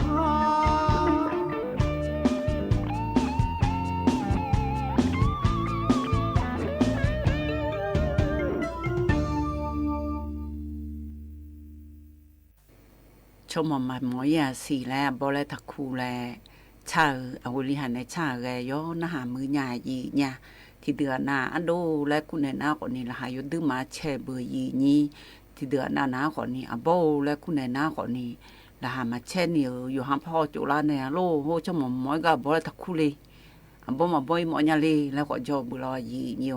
อาสู้อายุบิคุหมองาแหละอยู่หาโจเดเพะฮออยู่หายาคู่ฮอในอยู่หางตัวเอ็นเนี่ยละเดือนหน้าคนนี้ตัวหน้าน้องอันโบและคุณหน้าเธอนอนนะหาแงมาเบียวนาขอนี้อันโดและคุณไหนมาเดและรอยีเนียวน่าที่เดือนน่ะอันโดและจิกไล่เลยแลชมหมอยเมียถูและเงินนาขอนี้อันโดละหาบิแช่และคู่มารอและอันโดและคู่แงชมหมอและหมอยเมียและบ่และคู่อันน่ะบ่และคู่มาและแอนไหนรอยีเนียวช่อยานึยาเฮนาขอนี้ที่กำมาตัวยีเนี่ยที่เดือนน่ะผีและก็คู่นาขอนี้แฮชมหมอยก็ผีและจิกควาเลเธอและนึโลรอยีเนียวก็ไม่แน่อภีขอมือบอกขอมือพี่บอกแล้วคุณไงล่ะมาเช็ดผ้าเลยนะขอนี่อายุอโดแล้วคุณไงรอยีเนียวคือกันในหน้าเพื่อจะทิตีแต่ก็รู้ว่าพันหาดามายีเนี่ยอุจจาระก็จะการรอยีเนียวงาฮะอภิโดยที่ปูปัจจังอาชีเพราะงั้นผู้ที่ปูยังอาจีผู้ตัวจ่อหงาแล้วงั้นน่ะอบสังกาลอบสังกาย่อมาจ่อเนี่ยโยนน่าลูผู้ยาเดียโยน่าลูล้อวิจูล้อบ้าแบบชอบวิจูเนี่ยโยนน่าลูวิจูฮักคาฟิเพียวิจูก็โตล้อบ้ายาเจน่าจินก็เลยน่ามีสอยยาล้ออันยายุตาอันนี้จ่ออาเจกูปุ่งเลยล้อน่าจ่อมีล้อน่าสิญญาลงอ่ะล้อยามีอะไรบ่ยาจุเลยไงยาจุเลยเนี่ยอายุยาชรานะยาพุงอาเจยาพุงนะอาจิพุงอะไรเงี้ยนะบุกุบุรุงอาเจบุกุเฮมงอะไรเงี้ยนะอายุนิสัยด่าล้ออุศเลยนะ บะอีจุชอบบิโอก็แม่เลี้ยเนี่ยก็เปลี่ยนด้วยเนี่ยล้ออาจจะป่าเนี่ยชิชูทะเลงอะไรเพราะน่ะอย่างน้อยน่ะลูกสิญญาลูกอุตส่าห์มาน้องมาบอกว่าน่ะลูกอีจุก็โตเขาบอกแบบก็แม่ละตาปัตตอเลยนะอีจุฮักก็ได้แต่ซาอยู่จะชาโจอยากกันอะไรไม่อาจจะมีสิ่งอย่างเมาละเมื่อเนี่ยยาดูมาชกมาอามูมัวเลยเขาเล่นอะไรแล้วก็เดี๋ยวจะชากามเงินน่ะมดตัวไม่ยามละเทศะเดี๋ยวจะชาดอยอมาเยอะเทศะน้ำย้อนนั่นลูกตัวจะชาโจกะเขาเรียกว่ามียามแล้วแวะจิมชีแล้วนี่เนี่ยว่าเดี๋ยวพอมาเลยพูแล้วแวะตัวบิจังอะไรแล้วจีเจน่ะอีกคนสุโขทัยแล้วแวะอยู่สระดาหรอเพราะน่ะที่นั่นก็เลยน่ะเบียร์ละน่ะอายุชิโชไทยแล้วแวะแล้วพูดยาเดียดอามาไม่จุกอยเทศะเยอะกะยากะแล้วอามาไม่เลี้ยวเขาเลี้ยวมีamorแล้วแวะที่นั่นนี่น่ะตัวบิจังยิสุนักละเขาตัวบิจังเนี่ยเพราะน่ะมีละน่ะเจ้าละงาละจิมชิมยาละแต่ใช่ยอยมาชัญญาและเนี่ยอามามุเนี่ยเดี๋ยวเนี่ยเขาเล่นอะไรเขาเล่นเนี่ยบุกุงอะไรบุกุตัวชาจงอะไรยอมมาหน้ามันอะไรตัวชาเยอะชาล้อเพราะน่ะอามามุเล่นเนี่ยบุกุงอะไรยามอนะผู้ที่ผู้สิญญาลุงอะไรหัวจ่าแล้วน่ะกายงานอยู่สองอย่างแต่อยู่สองอย่างกายน่ะ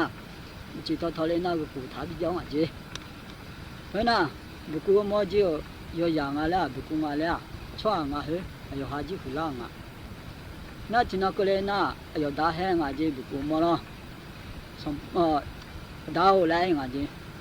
不供啊不外，就不拿那啦哩了，俺有什么呀哩了，有嘛个么呀哩了，什么不本拿那啦哩，大来呀这，哦，溜来呀这，大咯，大有嘛是多苗哩了，什么不啊有啊那农家哩啦哩了，哎呀这。有啊，就不拿那啦，溜达来呀这，那有啊，溜达了，那没溜去，溜啊就有啊，溜那有溜啊那个那，就你多啊了，有一颗了你多啊，一颗了你多那，都千百接啦种啊，那就那几头的白头几头那，乌兰啊了，这个那乌兰啊，乌兰那到来呀这。nó đi cơ mà là đi lại à chứ đi cơ mà liu lại à chứ đi cũng chả đi lại à lại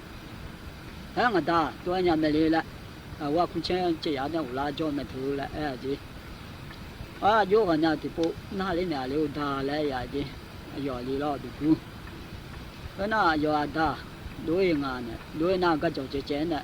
qua chỉ ở chỗ này cái nào chỉ thôi nào ngàn này nào nó hai mà liu ta lại à chứ cũng mà lo giờ đi nó hai mà liu lại à chứ hai người ta tôi nhà mình đi lại à chứ không có chỗ chơi chỉ ăn này này em thử lại à chứ cái nào mà cái nhà cái này lo lên mà chứ xong phải cho lên na xong phải lại à chứ mà đi nó bút xong nhà lên lại à chứ chỉ mà ngã gì lại à chứ xong phải à xong nào bị sụt lại họ nó nhiều hơn mà nhiều số họ tàu lại anh này à chứ giờ ta bây giờ cái nào giờ ta nên làm được chỉ cái này cái nào giờ à uống à lo xong phao lại anh uống này mà lấy cái gì đi lại cái nào uống na liu lại à chứ xong phao tôi lo đi lại nó nhiều hơn mà nhiều họ tàu lại số họ tàu lại à chứ số cái mà họ tàu lại lại à chứ thành điều xa lại chỉ cho lại nó thì chỉ sao mà thằng lại à chứ cái nào mi bố quay bây giờ lo bây giờ là nhà như sao nó bây giờ là xong phải nhiều hơn ở nhiều họ tàu thả gì sự cái mà lo cái nào mà cái nhà vậy ở giờ ta này lên cho cái này lo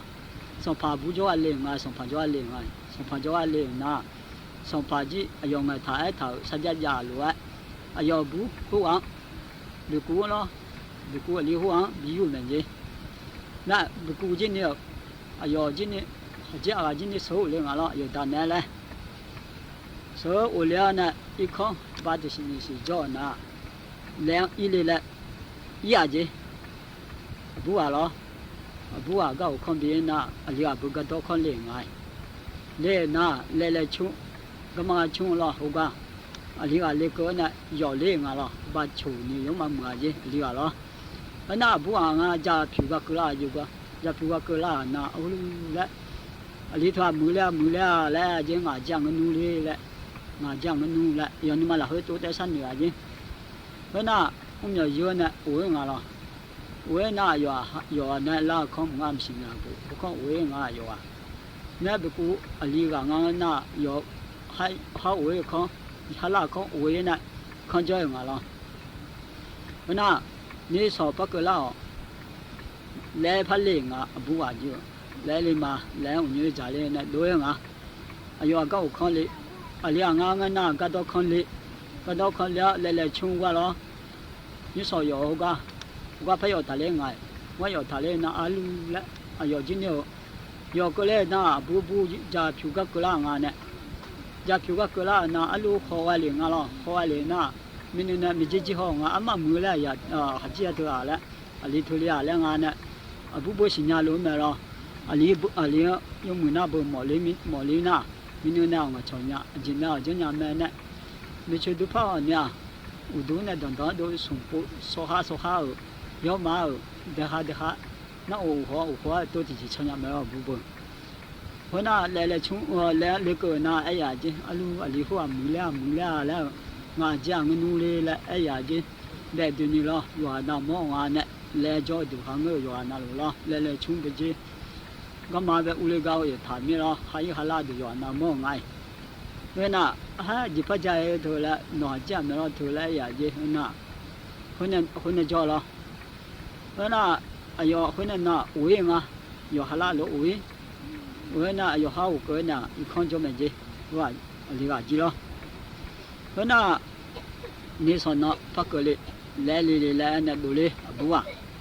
多哩那里个几呢来个咯来那苗还叫个来从屋里干嘛你摆有来个咯来从你摆干嘛你摆那不家皮克拉个家皮克拉个那阿鲁了好大嘞呢你看呢来个呢来我那可嘛我们要去呢屋里个咯要那来看我如果那来要家的拉看这屋里呢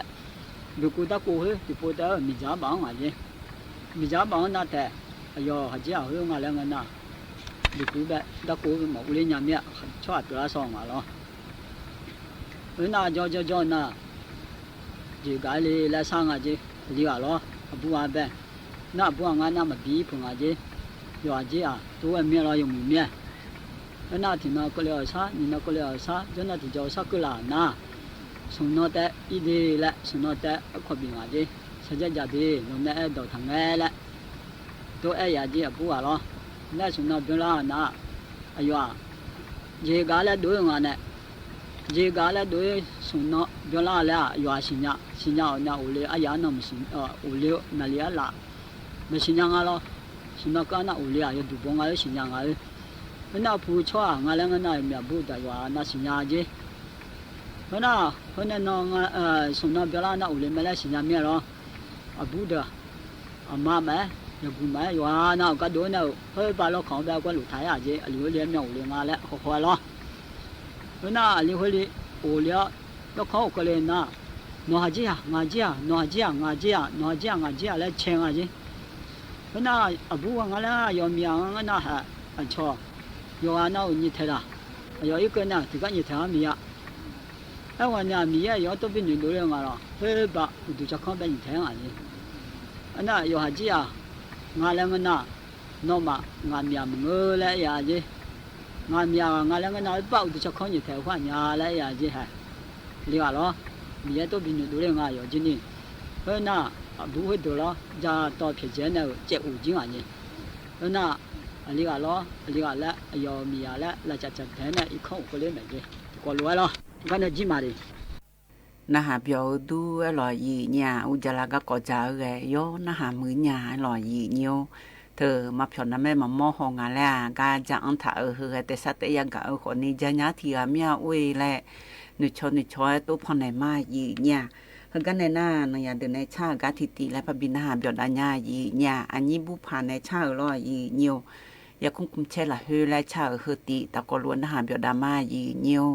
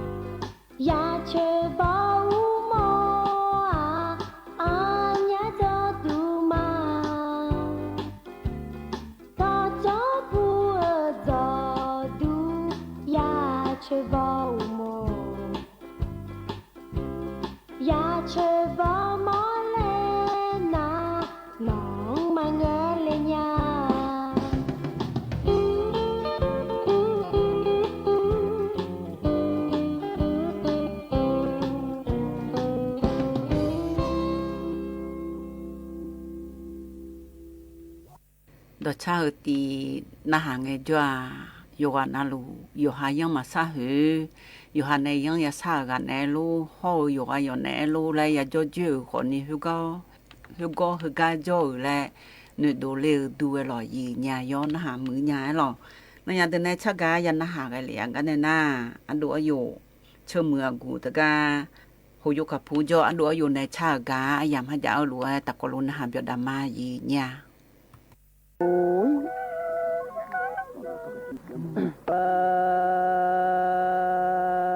我们下面也都是金啊哈，这个我得看什么嘛，不有这帮喂。你家把门哦啊敲啊嘛哦，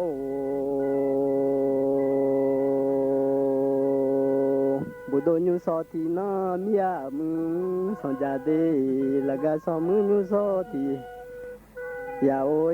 得看的鸡嘛是啊呀吧哦，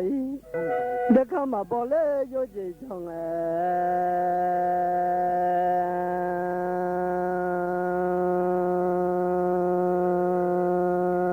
cho cha cả mẹ ya mà chú mi ăn cho mi lô bò lê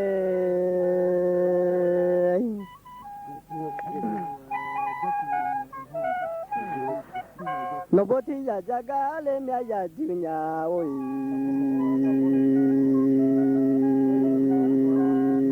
nó bố cha cả mẹ ya chú nghe thì ya ôi để khát thì chỉ mà sửa cho bò ôi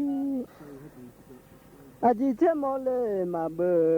yu ja thong le no mo ma bơ yu ja ma thong ja no nga chi ma ja o ko yo yo je bo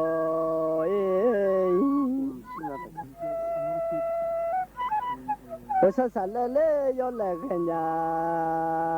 de ka se le me so ma bo no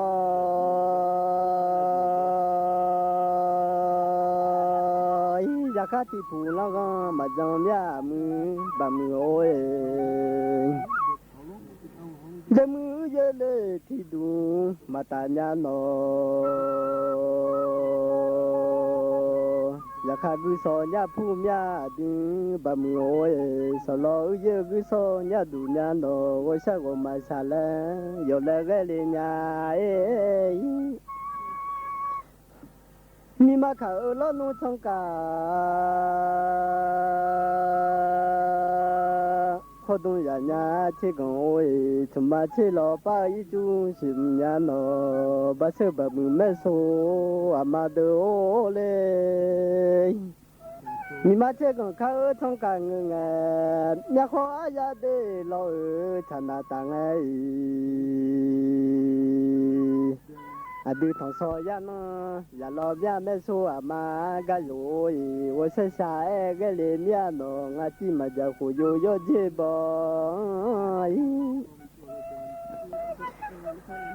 cô yo yo dễ lên ngã khá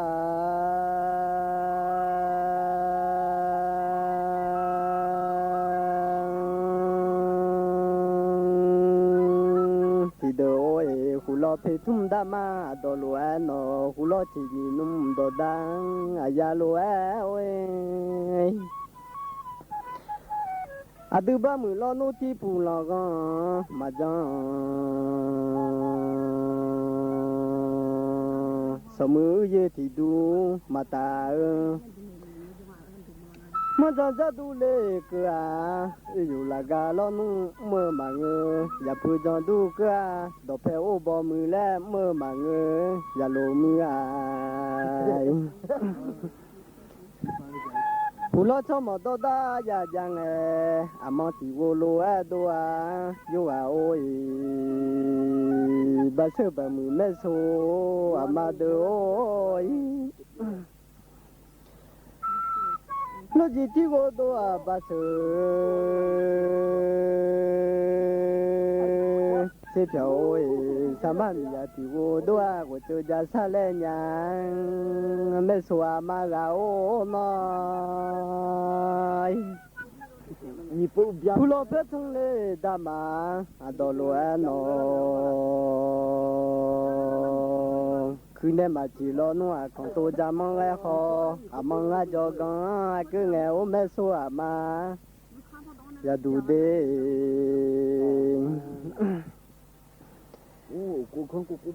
cho mà mi lô lê nó hà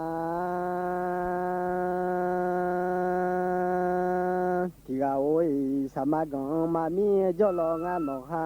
โอโจมียายสากังมาหยอเลโอ้ย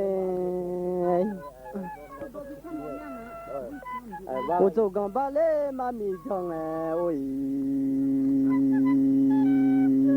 มีโลยสากังบามาหยอเลจังสามากูก็มาอีเล่งโอเมโซอามามียาโอ้ยสมามียาโกโกยาแลมาโยญาลามาอีมีลูกเวยัวจงบะปูจักขจุงคามียาโอนา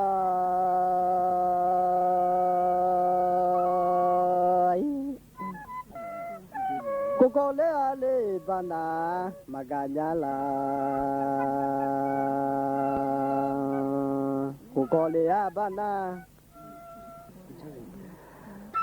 ชาเลเนี่ยดีแล้วจีแล้วยังชาเนี่ยที่ก็ที่ตัวดีสิ่งอย่างเนี่ยไอ้วันเนี่ยที่อาทวีดีจีแล้วชามาแต่กูรู้ชาเลที่จอมนี่ชาเลแล้วเนี่ยกูก็เลยอะไรจันดามากาเลยกูก็ที่จอเลยบานาเตกาเนี่ยละมาอิมินุเขาเวยัวจงแม่สมีโลกาโอนา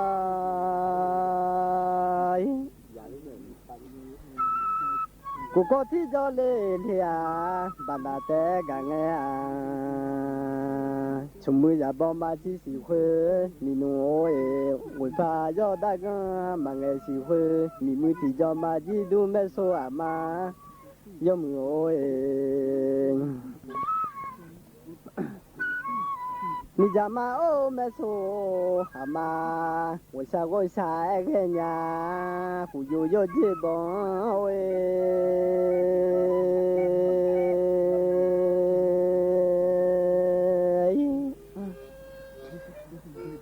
กูก็ที่จอดเลียบานาแต่กังยุมามีโลนอกาที่อาเดมาอิมิโนของเวยัวจังมีโลยังซาเบมีที่จูนาอย่าบอกอย่าอยู่ท้อโซอย่าจูนองลามเดยุมามีโลนอกาที่อาเอมีจามาโอเมโซอามาวิชาเอเกญาข้าโจลังข้าลอมาโจโดเดข้าโจเบมีที่จูนาอุดูเชมาทองโซยาจูนองลามมาอิมินุของเวยัวจง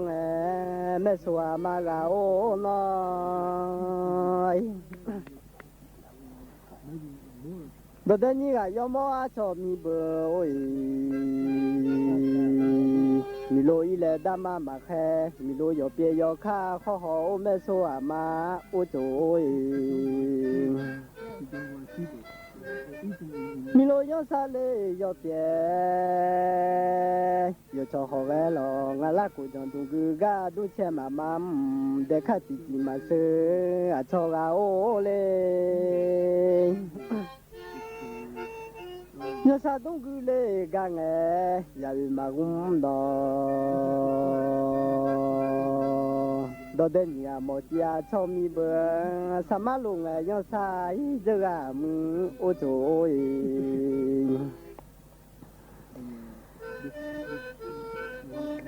โดเดยัมเลลุง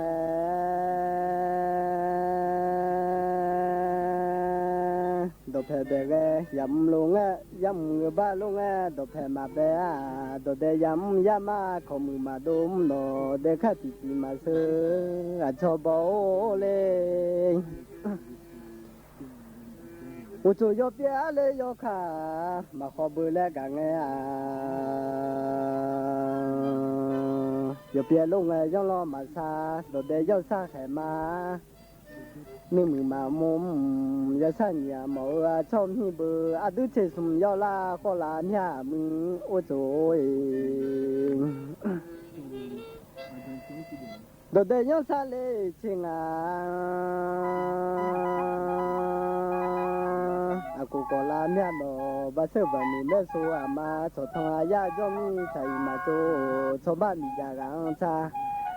นอโจญาชมามาเสือมึงอาผูอาโอเล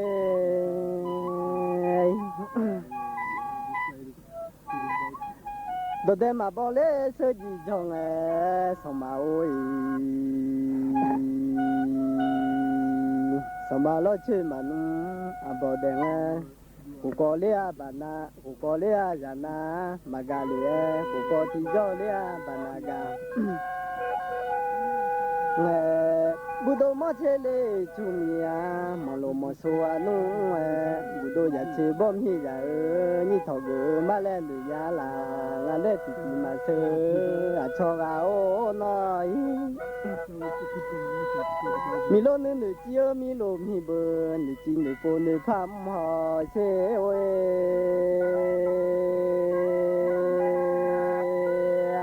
mi lô nữ du chiêu mi lô dê ma du chi mi lô du cô du phàm họ sa ma yu họ sum du du họ xe mê xô à ma mà yu ôi mà yu xe lê lê yu họ sum lê lê họ xe nọ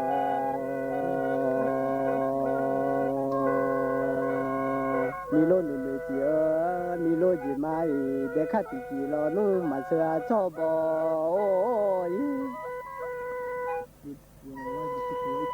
thì mi lo nu mà sơ cho mà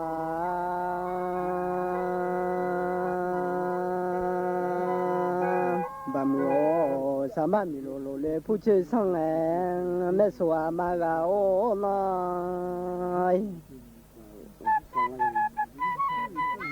mi già mà ô mẹ xô hà mang ngồi xa cái nhà để khám mà bỏ vô chơi bỏ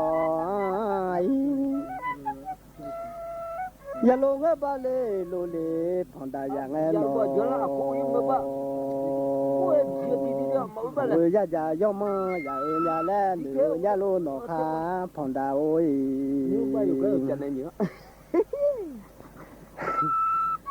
mi lô lô lê lô nô phu chư sang bê mi su phu lô noa phu chư sang mà ngơ ngã mẹ xô à mà cho ôi không với mà mù ya phu chư sang Joma mi lo le no ha thì à ôi không có cho đồng lo nu bây giờ mà dân không có dùng chơi không có mà đâu giờ sang nhà để cho dùng nó mà lên được nhà là để khát thì mà sơn mi lo à ô nói Joma mi lo le no ha thì à ya không có đụng đỡ bám xì phơ ya đồng ôi không có ya găng thằng khinh mà bơi như cái giống lê ya mà không mười nô mà lên ya là mà im nô không có dùng trong để khát thì mà sửa cho à ôi我下山来嘞，要来看呀，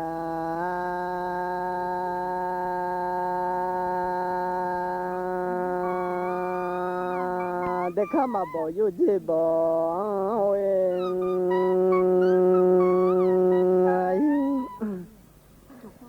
得看老车嘞嘛弄啊包，得看要别要。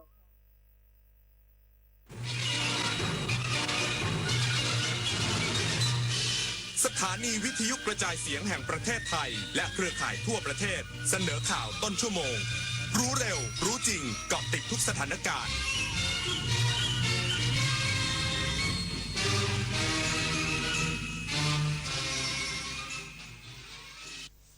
รับฟังข่าวต้นชั่วโมง 22 นาฬิกากับยุทธพรบานเย็นครับ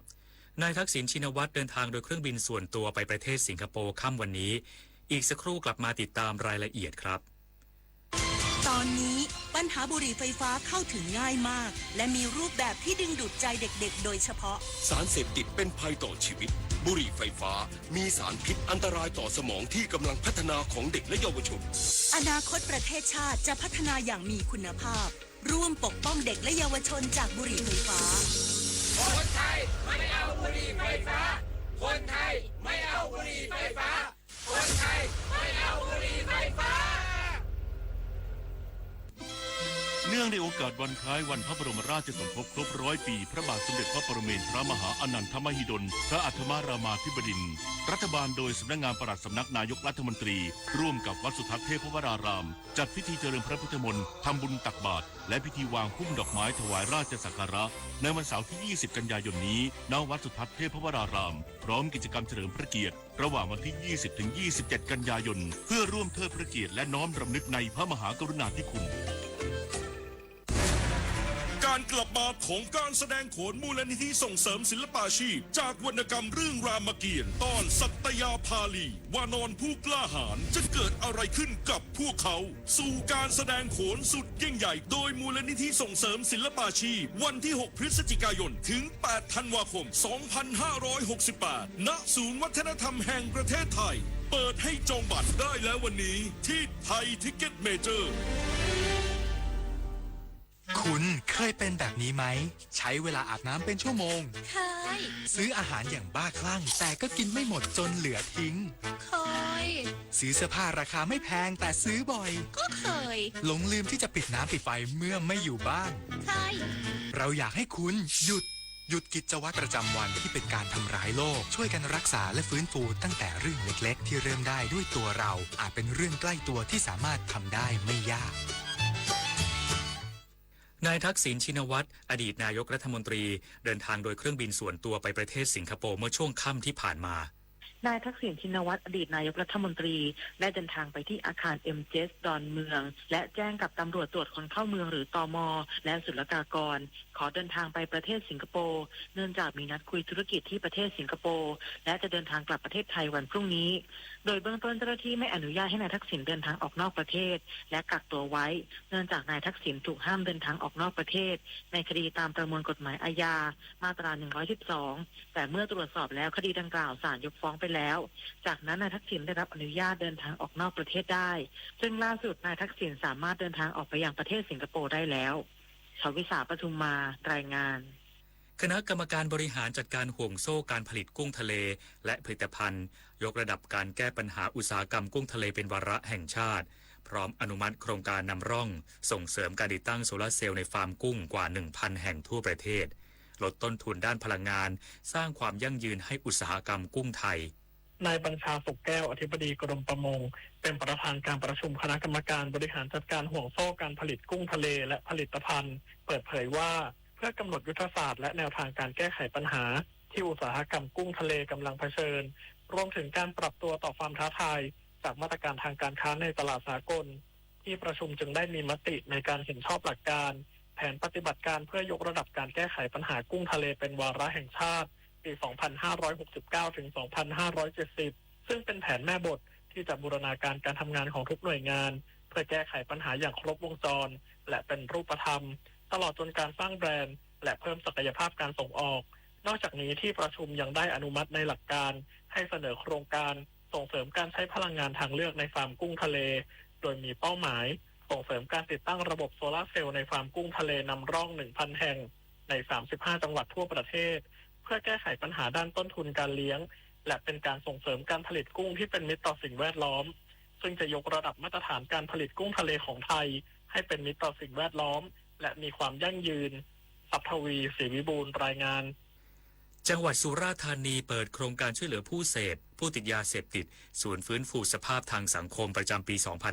2568 เพื่อฟื้นฟูสภาพทางสังคมให้มีคุณภาพชีวิตที่ดีขึ้นและไม่กลับไปกระทำความผิดซ้ำ นายนันทวัฒน์เจริญวรรณรองผู้ว่าราชการจังหวัดสุราษฎร์ธานีเปิดโครงการช่วยเหลือผู้เสพผู้ติดยาเสพติดศูนย์ฟื้นฟูสภาพทางสังคมจังหวัดสุราษฎร์ธานีสาขาอำเภอท่าฉางประจำปี 2568 โดยมีส่วนราชการที่เกี่ยวข้องเข้าร่วมระหว่าง 1-15 กันยายน 2568 ทั้งนี้เพื่อปรับเปลี่ยนพฤติกรรมความคิดของผู้เสพยาเสพติดฟื้นฟูผู้ป่วยยาเสพติดในหมู่บ้านชุมชนให้สามารถลดละเลิกยาเสพติดช่วยเหลือดูแลผู้ป่วยยาเสพติดในเชิงสุขภาพและสังคมนำครอบครัวและชุมชนเข้ามามีส่วนร่วมในการดูแลและช่วยเหลือผู้ป่วยยาเสพติดสนองนโยบายของรัฐบาลในการปฏิบัติการกวาดล้างยาเสพติดผนึกกำลังชุมชนปลอดยาเสพติดแก้ไขปัญหาทำอย่างต่อเนื่องดารารัตน์สืบศรีสุขทีมข่าวสวท.สุราษฎร์ธานีรายงานจบข่าวยุทธพรบานเย็นอ่านรับฟังข่าวครั้งต่อไปเวลา 23 นาฬิกาครับ ามข่าวที่นำเสนอไปแล้วได้ที่ www.thainews.prd.go.th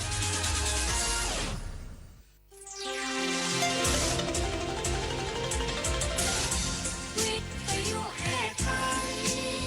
ให้ความรู้คู่ความสุข ธรรมชาติเนี่ยสร้างเราขึ้นมาธรรมชาติก็สร้างสิ่งที่ดูแลเราสิ่งที่ดูแลเราตอนที่เราเจ็บป่วยเนี่ยเราจะเรียกว่าสมุนไพรจากยาสมุนไพรตัวแรกนำมาซึ่งการพัฒนายาสมุนไพรตัวอื่นๆอย่างต่อเนื่องจากตำนานภูมิปัญญา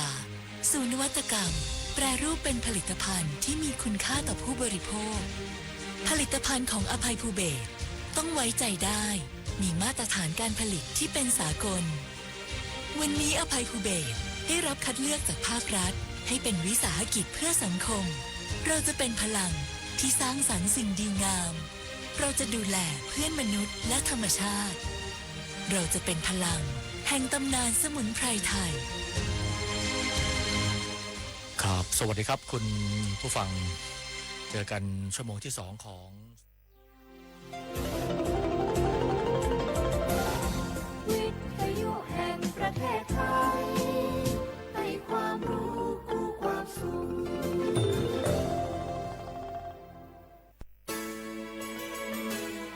สถานีวิทยุกระจายเสียงแห่งประเทศไทยจังหวัดเชียงใหม่ AM 1476 กิโลเฮิรตซ์สถานีวิทยุภาคภาษาชาติพันธุ์แห่งเดียวในประเทศไทยที่มีความทันสมัยเชื่อถือได้สร้างอัตลักษณ์กลุ่มชาติพันธุ์สู่สากล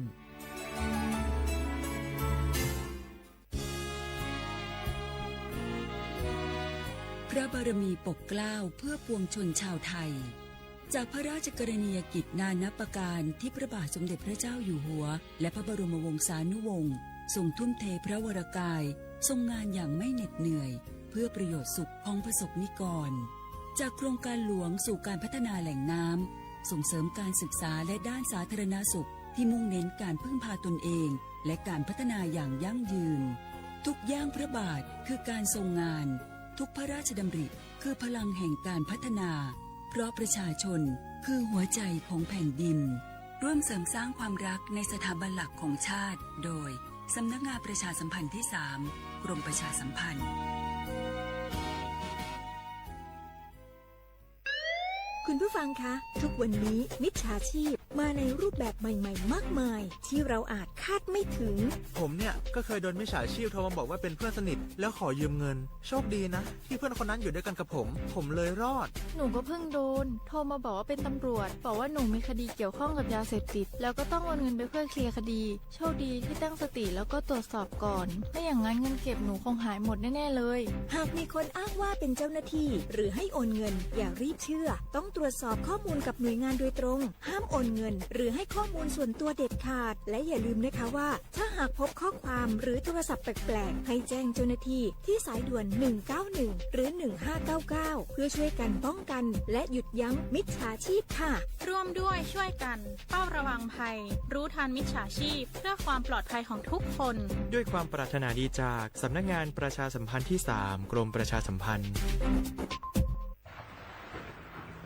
ฝนตกหนักน้ำท่วมภัยธรรมชาติที่เราหลีกเลี่ยงไม่ได้แต่เราสามารถเตรียมตัวให้พร้อมเพื่อความปลอดภัยของทุกคนในครอบครัวได้ก่อนน้ำมาเตรียมตัวให้พร้อมเก็บของสำคัญขึ้นที่สูงเช่นเอกสารสำคัญเงินสดและสิ่งของจำเป็นอื่นๆและถ้าหากบ้านอยู่ในพื้นที่เสี่ยงให้ติดตามข่าวสารจากทางราชการอย่างใกล้ชิดเตรียมไฟฉายแบตเตอรี่สำรองวิทยุสื่อสารและยาสามัญประจำบ้านไว้ให้พร้อมและอย่าลืมตรวจสอบเส้นทางอพยพที่ใกล้ที่สุดด้วยขณะเกิดน้ำท่วมอย่าเดินฝ่าน้ำที่ไหลแรงหลีกเลี่ยงการสัมผัสกระแสไฟฟ้าและหากต้องอพยพให้ปฏิบัติตามคำแนะนำของเจ้าหน้าที่อย่างเคร่งครัดเมื่อภัยผ่านพ้นตรวจสอบความเสียหายของบ้านและทำความสะอาดเพื่อป้องกันโรคที่มากับน้ำท่วมเตรียมตัวให้พร้อมก่อนภัยมาถึงเราจึงจะปลอดภัยด้วยความปรารถนาดีจากสำนักงานประชาสัมพันธ์ที่ 3 กรมประชาสัมพันธ์กู้ภัยโทรมาบอกว่าป่อน้องรถแฉลบ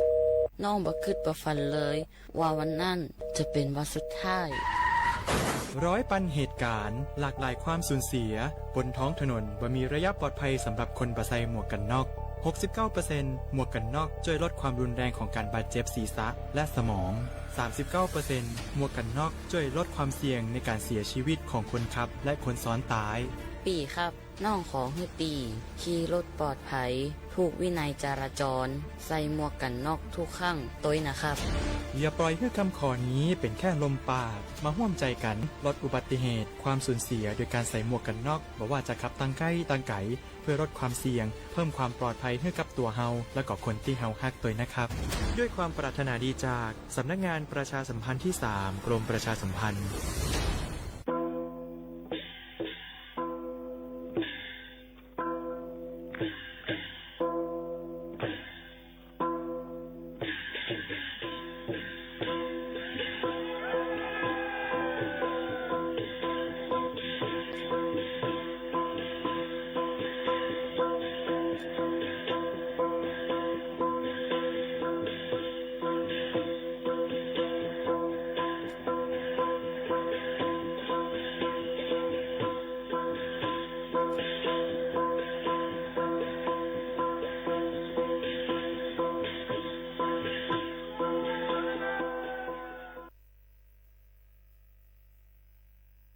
พี่น้องเขาสนใจใครปืนเผาผ่านตั้งห้องปล่อยเซ็งสวทเก้งใหม่ปั่นตั้งหู้ห่มปาดังมีดังซื้อถ่อมแจ้งแล้งหลีกว่าไก่ในปืนตีเจดอนเก้งใหม่กับสืบมาเลยดีสวทเก้งใหม่หมายฟ้น053-276-068และ0922468579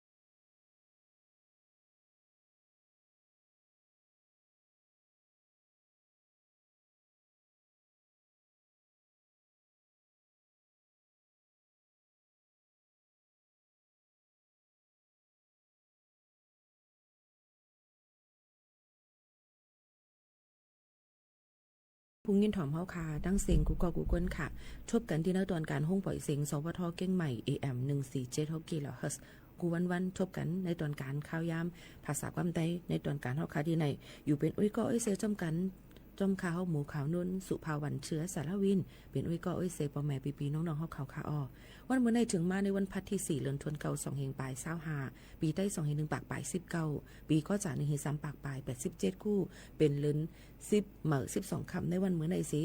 หบทุกจำกันย่อก็เอาข่าวเงาในค่ะย่อก็เพียงความมันหูถูกเจอฝากตอนยินจู้ถึงปอแม่ปีน้องเฮาเขากูก็กูโกนตั้งบทตั้งเสียงอยู่ในนั่นค่ะอ๋อหนังหือบ่ได้เลยยินถ่อมจอมกันย่อก็มีพ่อนลีข้าจะเอามาฝากตอนจู้ถึงกูก็กูโกนตั้งบทตั้งเสียงอยู่ค่ะถ่อมเย่าเป็นซึ่งหือพองอบโอตรงตักจำกันเลยในตอนการเฮาขาดที่ในค่ะเนาะปอแม่ปีน้องๆเฮาเขาเอามาได้ถ่อมอยู่ตีจำตีไก่นี่ก็ตรงตักจำกันเลยเฮาขาห่มจมฮับตอนกูก็กูโกนตั้งหมดตั้งเสียงอยู่ค่ะอ๋อปีน้องเฮาเขาค่ะทอมเย้าเนี่ยค่ะพี่น้องเขาซ้ำมีตั้งหันถึงซึ่งหืออ่ำนั้นก็มีรองตั้งใครหมอกลาดในก็อุโอต้มเฮาคาไลเนี่ยค่ะอ๋อพี่น้องเฮาเขาค่ะเฮาขาดเด็กคัดเจอเอามาฝากตอนจนถึงพี่น้องเฮาเขาจำหนังอันปองเป็นไรนั่นสิคัดเจอยืนเบี่ยงปันพี่น้องเฮาเขากูก็กูก้นตั้งหมดตั้งเสียงอยู่ค่ะพี่น้องเฮาเขาค่ะตัวกลางวงวังในนั่นไหนค่ะปอแม่ปีน้องๆเขาก็ยังตึกถูกเลยไว้ฟังเกี่ยวกับไปลองข่าวเงาฟิงฟ้าราศีในนั่นค่ะย้อนเปือว่าเฮาค่ะฮู้เลยว่ามันเกิดขึ้นมามือแล้วจึงหือในนั่นค่ะเนาะค่ะปอแม่ปีน้องเขานั่นหลู่เลยฟังกันไว้ในนั่นค่ะย่อก็ตอนตาพี่น้องเฮียงการเฮาค่ะจำเจนในก็หลู่เลยถ่อมด้วยข่าวเงาสังเจอว่ามีลองพบทบเพสังเจอว่ามีลองอันถูกลีเลยว่ามีลองอยู่อำลีในองค์ตีเหตุการณ์บาดเจ็บจังนั้นในก็รู้เลยกว่ายดยาย่อก็ให้นายจ้างเฮาค่ะนั่นกว่ายดยาปันออกเงินสายแต้นนั้นก็รู้เลยกว่าที่รูล้อมแห่งการจำเจอหนังในมันก็ตื่นเต้นมีป้าลองสุนเลยสุนเป็นนั่นค่ะเนาะพี่น้องเขาค่ะกำในทางอันนึงในค่ะฝนก็ติตกลงมานั่นในค่ะหลายตีหลายตั้งค่ะเนาะก็บางทีก็ติตกนำบางทีก็ติตกฟังกันไว้กูก็กูกวนจำฝากฟังไว้ปั่นกูก็กูกวนหนังหือบ่ติรถเพนั่นก็เฮาพี่น้องเขากูก็กูกวนฟังกันไว้ในนั่นค่ะในก็ข้าจะเอามาฝากมันปอแม่ปีน้องๆเขากูก็กูกวนค่ะอ๋อลือใจถ่อมด้วยเพียงความหมานหูถูกใจกันก่อนค่ะ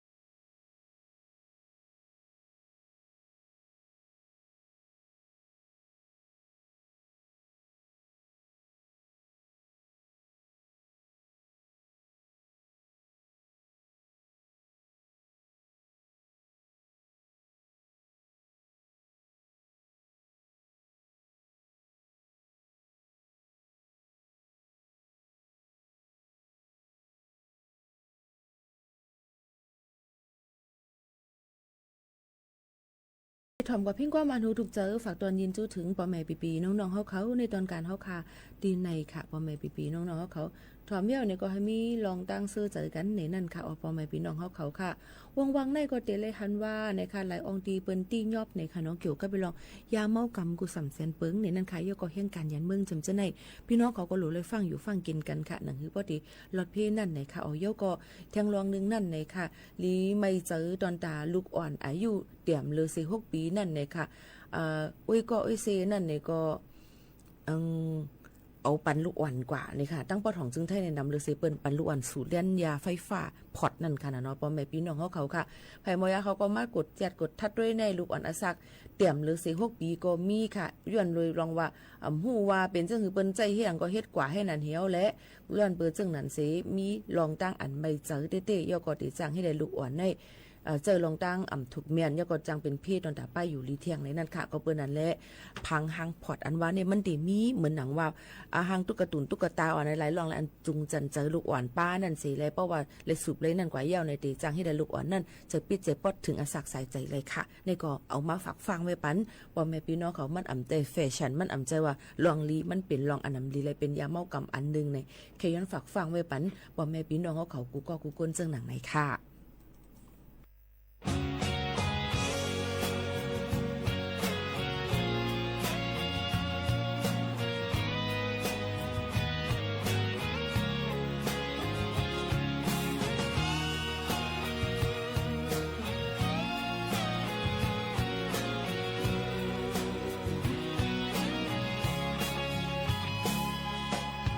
การเจอคือนัดมาติ๊กอันเป็นลองจิตใจ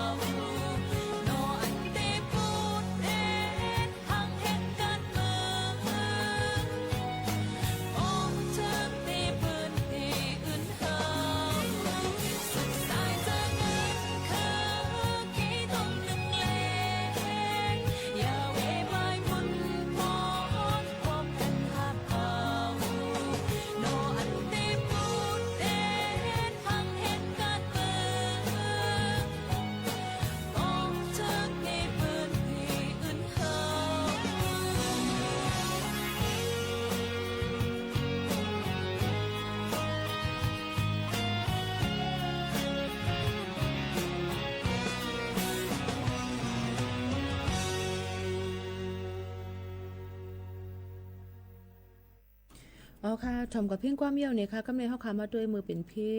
น้ำทมน้ำนองนั่นเนี่ยค่ะเจ้าหน้าที่เขาหลายๆฝ่ายเพิ่นก็ยังตึกอ่อนกันคัดสร้างอ่อนกันขึงป้องตวนตาดีกว่ากดจัดกดทัดด้วยก้นอันลู่หายตายกว่าหายกว่านั่นแหละอำไปต้านหันเจ็มเจ้าในก็เหมือนกันเนี่ยนั่นค่ะก็เปิ้นนั้นลองตั้งอันนี้ก็เปิ้นก็อ่อนกันคัดเจอหาไว้อยู่ในค่ะเนาะเดี๋ยวก็ยังติมีเทียงตอนตาดีกว่าห่างเฮียนเมหลายรองหลายอันนั่นค่ะนะเนาะพี่ๆน้องๆเฮาเขาค่ะลองเสียนตาสายตั้ง5กู3เสียนเปิงหนังคือบ่ดีกว่ามาเลยง่ายลงเจอเจิมเจ้าหนังในเปิ้นก็มีเจ้าหน้าที่เปิ้นอ่อนกันคัดเจอตอนตาดีกว่ากุดแจดสิยอก็ดีคัดเจอกว่าหนังคือบ่ดีให้มันเยาโตนั่นเจ้าหนังไหนค่ะยอก็ก้นอันโตส่งคู่กุนก้าตั้งขายจอมนั่นลาดว่าตีตั้งตาคิเล็กโขเมสายในคณะเตเอาวันที่3เดือนธันวาคม2เฮงไป25ตีโคตาคิเล็กเมสายคู่2ฝั่งเมืองหมาย1ห้ามโตส่งคู่กุนเย้าในค่ะก้นก้าก็1ก็ลาดว่าเหมือนในคู่กุนเฮาเผียวไว้เย้าแลกันก้านหิมก้าเสกว่าต่างเผิดถึงตีกิกอังโตมาตั้งเมืองห่มตุ่มในเขาซ้ำว่าปันต่างโคกุ่นกินยำเมียวเหลียวกุ้ยต่างเมียวอ่ำปันต่างคำโคเย้าตีขึ้นปืดปันเก๊กมือไหลอันว่านั่นได้ก็เข้าไปลาดในค่ะเกี่ยวเลยล่องเลือซีเครื่องกินยำกุ้ยอ่ำปันโคกุ่นต่างเมียวโตคำโคตาคิเล็กไม้สายนั่นเป็นข้อที่สั่งปานเนื้อแลจังไรปิกไว้เด็กขึ้นปืดปันมือเหลอย่ำเลยอันว่านั่นได้ก็ยังไปหูแตดโตไหลในนั่นค่ะอันนี้ก็เป็นเทียงลองการกล้าขายลองการต่อส่งกุนคำแลนลินนั่นค่ะเนาะอันนี้ก็เป็นเทียงมีลองหยับผึดเทียงเทอินมากกากาขันกุนเซมเจ้าในก็ตีขึ้นเยอะมาเทียงตีขึ้นกาขันมันเทียงขึ้นใหญ่จ้ะค่ะตีขึ้นกากุนกาหางมันมาเทียงก็เปิ้นนั้นแหละเฮาหากูก็ถูกเลยไว้ฟังแล้วก็อ่อนกันพิมพ์กินพิมพ์เจอแป้งกินแป้งเจอหนังหือบ่ดีเฮาอยู่รอดกว่าในจัดปานกูวันๆเจ้าหนังในนั่นเจ้าหนังในค่ะพ่อแม่พี่น้องเฮาเขาค่ะอันนี้ก็เอามาฝากตอนจูถึงพ่อแม่พี่น้องๆเฮาเขาลองการกล้าการขายการป้ายมักมีหลายหล่องหลายอันเจ้าหนังในค่ะพ่อแม่พี่น้องเฮาเขาค่ะหรือใจถ่อมด้วยเพียงความมันหูถูกใจกันเที่ยงรู้ก่อนค่ะโยก็ติทางเฮียนไว้เกี่ยวกับไปลองธรรมะตรากันอิดวัดค่ะเนาะพ่อแม่พี่น้องเขาค่ะ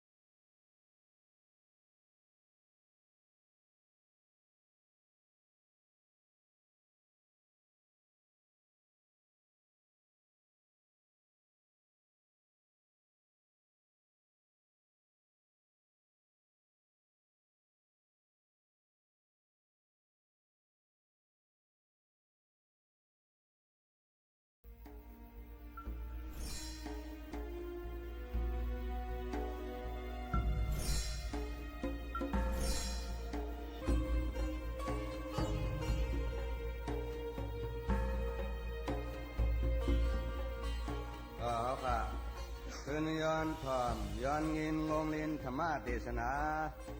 แต้มที่สินธรรมโปสหุนสมเอาขาข่าวโอกาสาโอกาสาโอกาสากาลาสมัยมือตันวันในขิงในยามในเข้าเป็นมริวันกาเมื่อสาวันถอดวันหลอดตูจริตาอะมังลาสีสางเอาหำปีใต้เลื่อนเจงสันใหญ่เมื่อไรสิบคำจีตันวันตุกจุงเผียวเต้าเข้าวัดถึงสายตำตีตึกเมื่อแขกลีปังซาบอาว่าเวงเลือตีลือห้องจีตีเสาตีอยู่เป็นหมู่ขังขับเปิดโจโปโกปาเมียดเปลี่ยนมองบังสายจังเงาได้มองไว้มองหลุมมองสู่ถึงหอดยอดพาเทมานนำสันเพียงน้องสู่เต้าวัดเข้ามาบ่องตีนาตะกางเมียดหลังสองจุ่มจือไข่ลูกได้ห่างยันบ่องมองมังล้อมทางไว้อำกาศบริษัทดังสิ่งจุงยาเมื่อว่าคำคืนหูตื่นห่างยันจีเสียนเครื่องยิบเครื่องสูงเครื่องดื้อกูเจอกูมีอ่องด้านอ่องยอเข็มชอเจ้าเฮาลือสมาธรรมยาสาเงาจุมลุกไว้ลุกได้ไว้มีศรัทธาเจตนามองหาพองเจ้าหอดยอดดมาทองเมื่อในวันในก็เป็นคิงในยิ่งใจเข้าไปดังจุมดังเจอเป็นเคอเป็นสายนำไหลจื้อใครไตจุมลุ่มปังลักท่านเป็นอันจมลงจมหลังตั้งปังตั้งเวียงไตแรงจื้อเอาเสาไก่เสาจำตั้งใหญ่ตั้งนำเก่ามาตองตาทบหันกวนหลุดสางกลางลอยไหวปล่อยกินเจงข่าวเอาจีเสียงเจ้าเอามีดังเมืองไตปอดห้องปอดกลางเฮาขามุกจุ่มเขลีปังจ่าจื้อคือไตเวียงเลือดตั้งหมู่ตั้งปังมุ่งมองดองดามองอันมองยามองเห็นลินทำตรามองตั้งเจ้าเอายอมมาตั้งนำไก่จำป้องปาเตปล่อยกวางครบลูกปู่สอนนอสานยานศิลาสิกขามันตนเจ้าป่าทอดหอดสุมูจุมตีลมจีเวงเหลือเขาขาสาวไว้เมียดกาพันหน่อยย่อยอันแปดท่านลูกผิวจางดังยอสัพพมันมีจูไหลนายจางว่าพงยังแรงเบิงเมืองพงเจ้าเป็นเจ้าเงาเสในนำเลยจะมีตราลอนแกนมอนเฮาว่าจมตอนนี้หลงเฮลางตั้งปังตั้งจุมสู้ลมอัมผัดำยันกันปองยันทันคืนวันเย็นปองเป็นปล่อยลำยามวันยำเนอสุขเสอปันปองลงยองลุ่มปองหายันปองยามวันเจ้าหอดตกดาวมาทองอย่าจะมาขัดสมวังหับลูฟิคุมยันสัมภายอดดันคันที่มันตรีจุมไตไว้มีห่างมีพางไผ่เลี้ยงแห่งกึนหูตื่นพร้อมเปียงกาดังมุกดังปางมีสบายอาสิขานให้จำนังเอาขาดดังสิ่งจุมอูเศร้าอยู่เป้าถากามกะพงยาเสมอเจอพ้องมือเจ้าเลยชอทอมอย่างอ้อมอย่างสีตาเนียมูจีทุ่งเมาปอดห้องเพียวบองจีล้านหันเปียงวิ่งเมียซื้อขานนับอ่านน้ำคำจีไอไตอยู่เพียวสู่ทุ่งตั้งเมืองเมียสวยหลีกุมจีนาการศาสนาเมืองมาหวังสามมังซื้อตกจีขับไปปางสายหอดปองปอดห้องขลังจุมูเจเจ้าเย็นเงมีตราสับพอปอนหอคอกาธากูวันคำขึ้นหูตื่นเจ้ามีกรุณาเที่ยววัดถึงกูหลายวัดหลายจอมต้องเมื่อวันในถึงวัดมานาลินเปียงยิงหอดปอที่ดัดทองเตอานอดเมื่อสีก็เมียดดอสัมบุกเท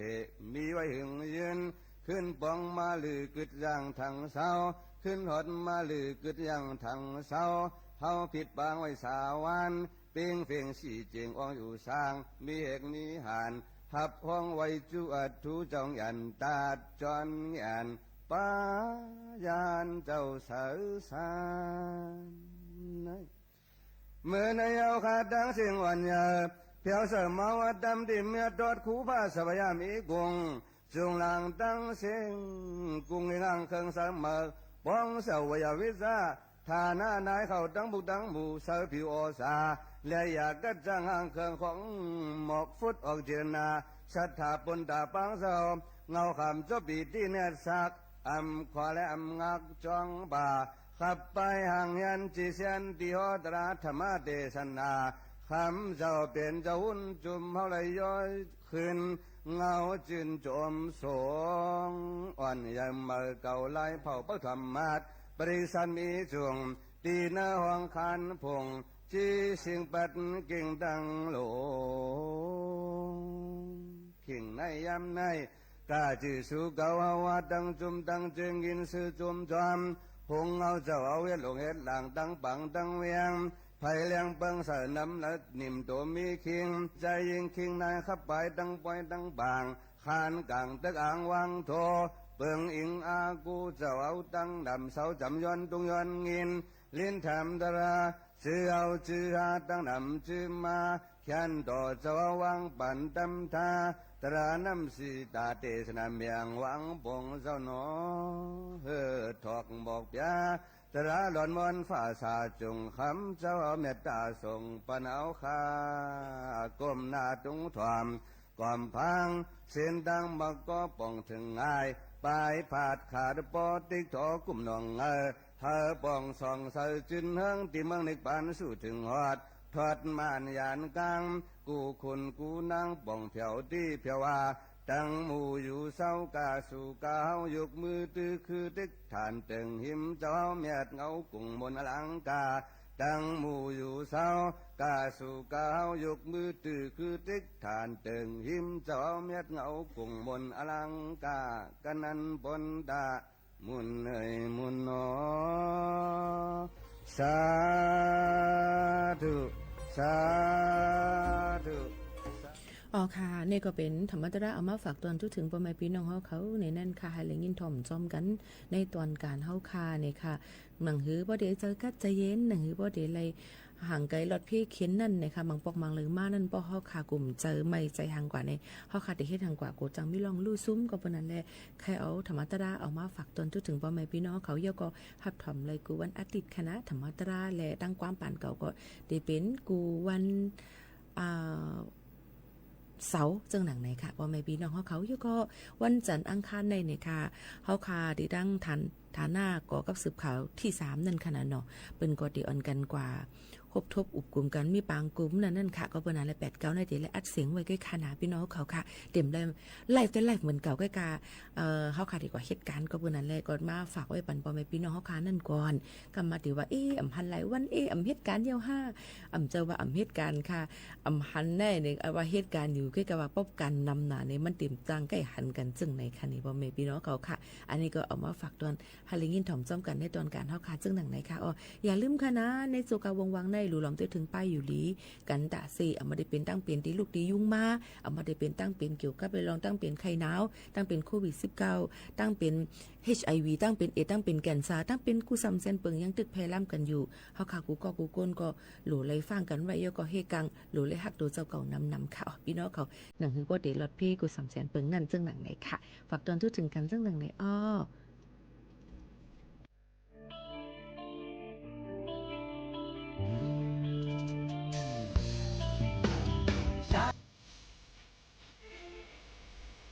ชาลา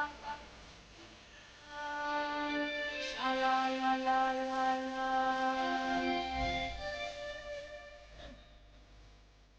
นั้น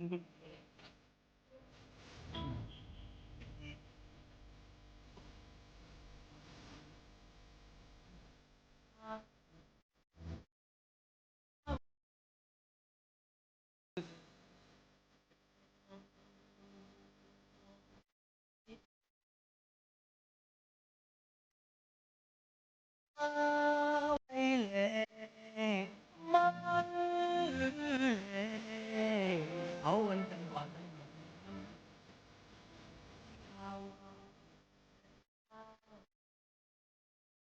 ไม่เข้าแล้วว่าไอ้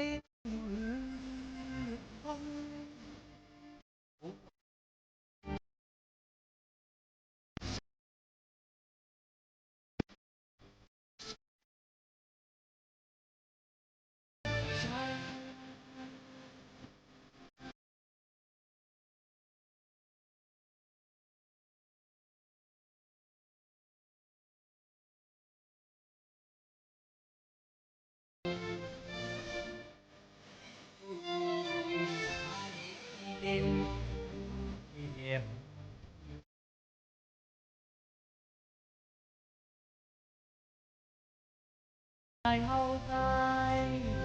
下次杯個個夾半燈油。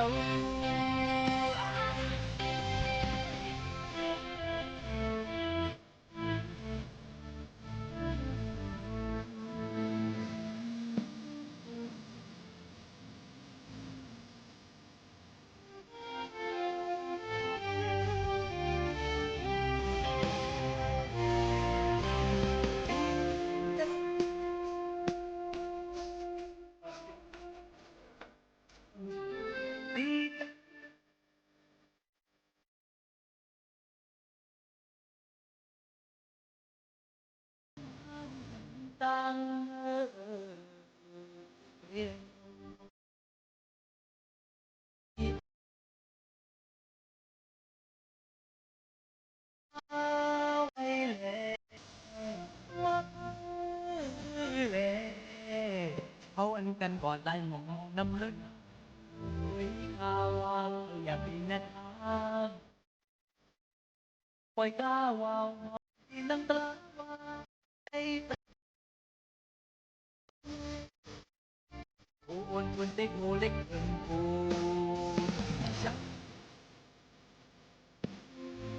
ชาลา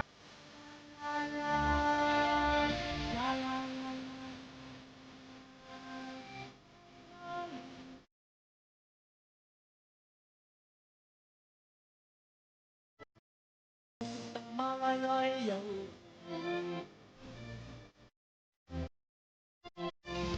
ai đi tìm hoa tầm mà đi đẹp hoa thư tan yêu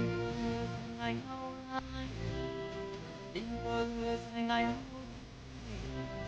hai đi quên con đâu đẹp hơn đắng nhau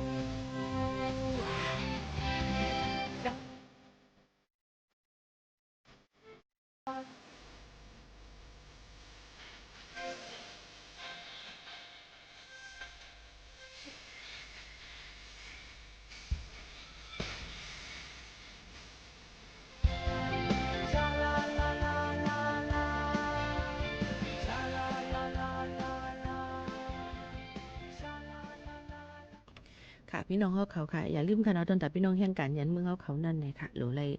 คัดเจอนะคะกว่าตัวว่าตัวไว้กันให้เย้าตูหนังฮือป้อเด็กคือตันข้าวย่ำในอยู่เซาถังตั้งเมืองจึงไทยไร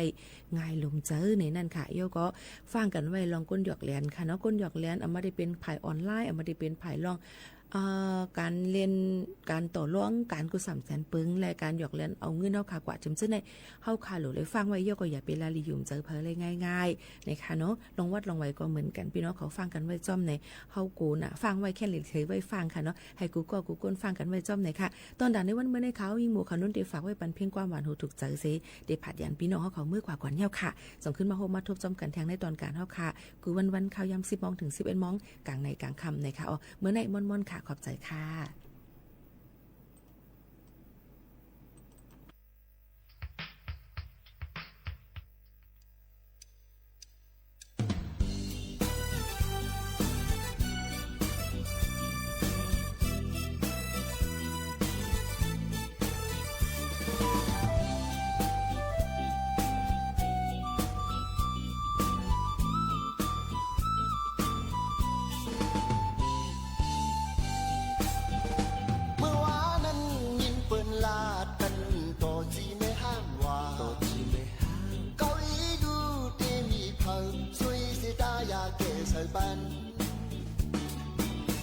ลำลงลางเขาเมื่อยามเผาเอากินแต่งงต่อมังปอกเขาเอาการไฟหุ้มมังก็มันหลักจีเมห้างตั้งบีโพมองในเปปล่อยผวังปันมองหน้าแต่อำละควังกันโตเมโตเกโตกึดโตเลโตลำโตขาวหน้าอาอูเอาตั้งห้องคงกินตามกับเรา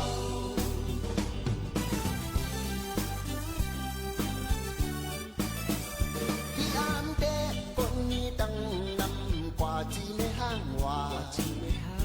สร้างมาจีได้เฮินในมีก็ได้ยาเกสบันเมาเข้าสาวเข้าจามีตู้นั้นอ่อนหาที่ปัดหลอเป็นคุงเป็นเกลูกหลางในวันที่ลูกบ่ดังเมตึ้งเดียวยาจี นายเท่ารอจีคิงเท่าจีขี้ยารอจีขี้เหล้าล้อมพิจารณาว่าไปย้อนสังละคนนั่งคนลายเป็นจิตเป็นสายในมือคนไหนกว่าที่ในห้างนั้น yeah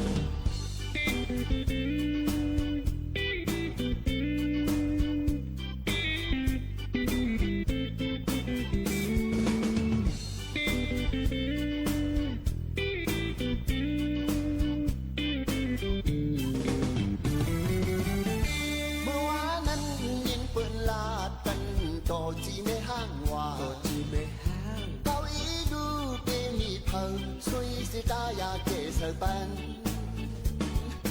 tự lâm lung làng khâu mưa ya phao âu kinh bên hốn to mang bọc khâu âu can phai hum mang qua man lạc chỉ mê hang ẩn mi phô bong nay tê bòiพาวางปันบองนาเตอำลักขวางกันตูเมตูเกตูกึดตูเล่ตูลำตูขาวนาอาอูอาอูตั้งหงโคกินตักกับเรา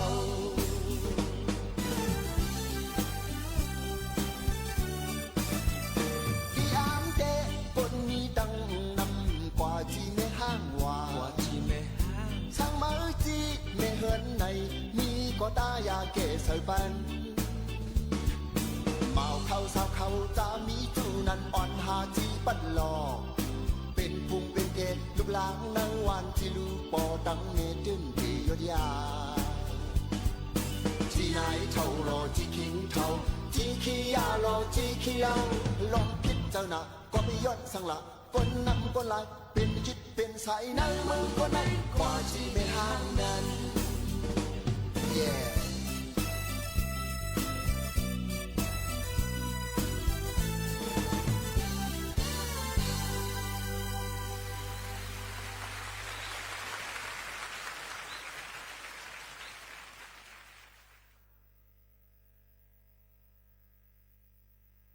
ต้องหักในมันน้ำตายไหลพี่ไหลวันนับว่าขอความในปนสุดเยาหายกว่าก็เพื่อว่าตามหากันกึ่งมันอยู่ตามเธอนั้นเอาลัดเป็ดกินอยู่จางเขเมา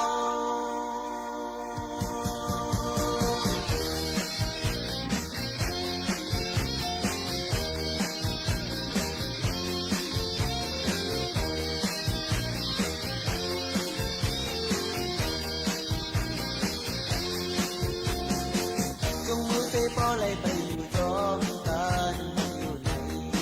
โนรัดความสังแท้กิงอกเสพอเลยนั่งอยู่หินกำอยู่ในโนรัดความสังแท้ลองหักในมันน้ำตายไหลพี่ไหลวันน้ำหวานขอความในปูนสุดเยาหายกว่าก็คือว่าทางหักกันคือมันอยู่ตามเธอนั้นเอาลัดเด็ดดินอยู่จางเขียเมา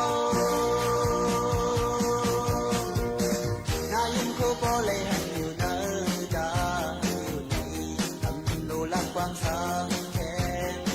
เสียงหุ่นโคพอเลยให้อยู่เนินดูอยู่ในทำโนรักความสังแท้เราหักในมันน้ำตายไหลพี่ไหลวันน้ำหวานขอความในปูนสุบเยาหายกว่า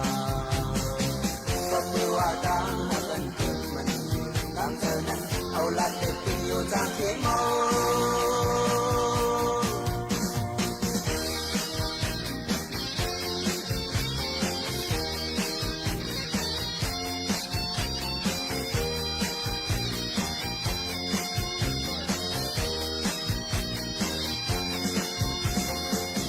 ก็ยังจบเสือปุ่นตาก็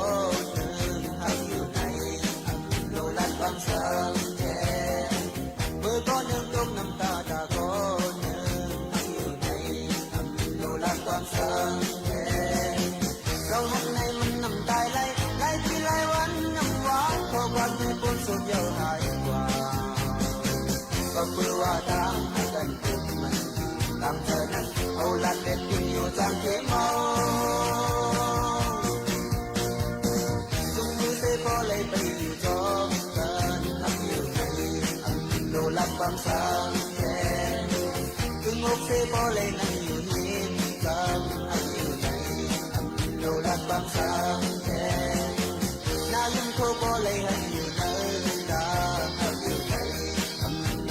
ความสร้างแท้เสียงมันโคโบเลยยิ่งอยู่ในหูหักอยู่ในทำโลลัดความสร้างแท้เธอก็นึ่งจนเธอเป็นกาโกเธอหักอยู่ในทำโลลัดความสร้างแท้หักอยู่ในทำโลลัดความสร้างแท้หักอยู่ในทำโลลัดความสร้างแท้หักอยู่ใน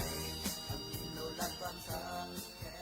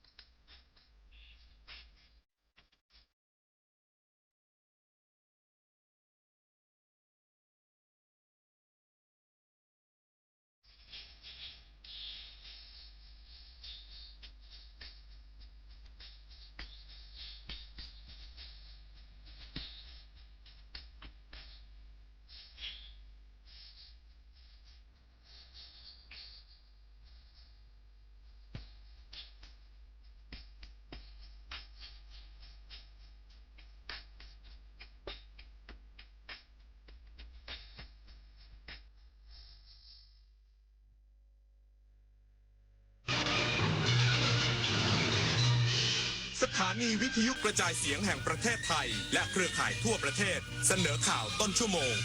รู้เร็วรู้จริงเกาะติดทุกสถานการณ์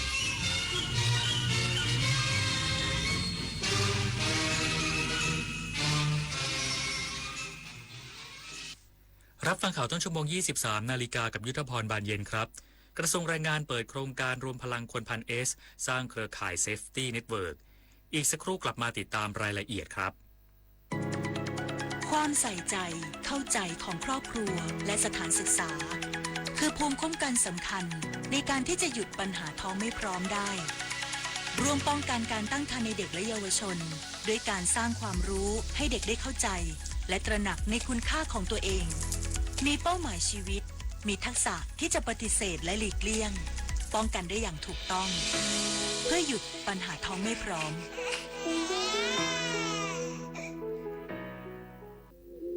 อาชญากรรมออนไลน์ความท้าทายและโจทย์ใหญ่ของประชาคมอาเซียนที่ต้องผนึกกำลังกันรับมือภัยไซเบอร์ในภูมิภาคผ่านกรอบความร่วมมือสู่โรดแมพ 4P Preventing ป้องกันการแทรกซึมขององค์กรอาชญากรรม Pursuing นำคนผิดเข้าสู่กระบวนการยุติธรรม Protecting ปกป้องเหยื่อและกลุ่มเปราะบาง Promoting เสริมพลังความร่วมมือทุกระดับร่วมสร้างภูมิภาคที่ปลอดภัยไร้พรมแดนและเข้มแข็งไปด้วยกัน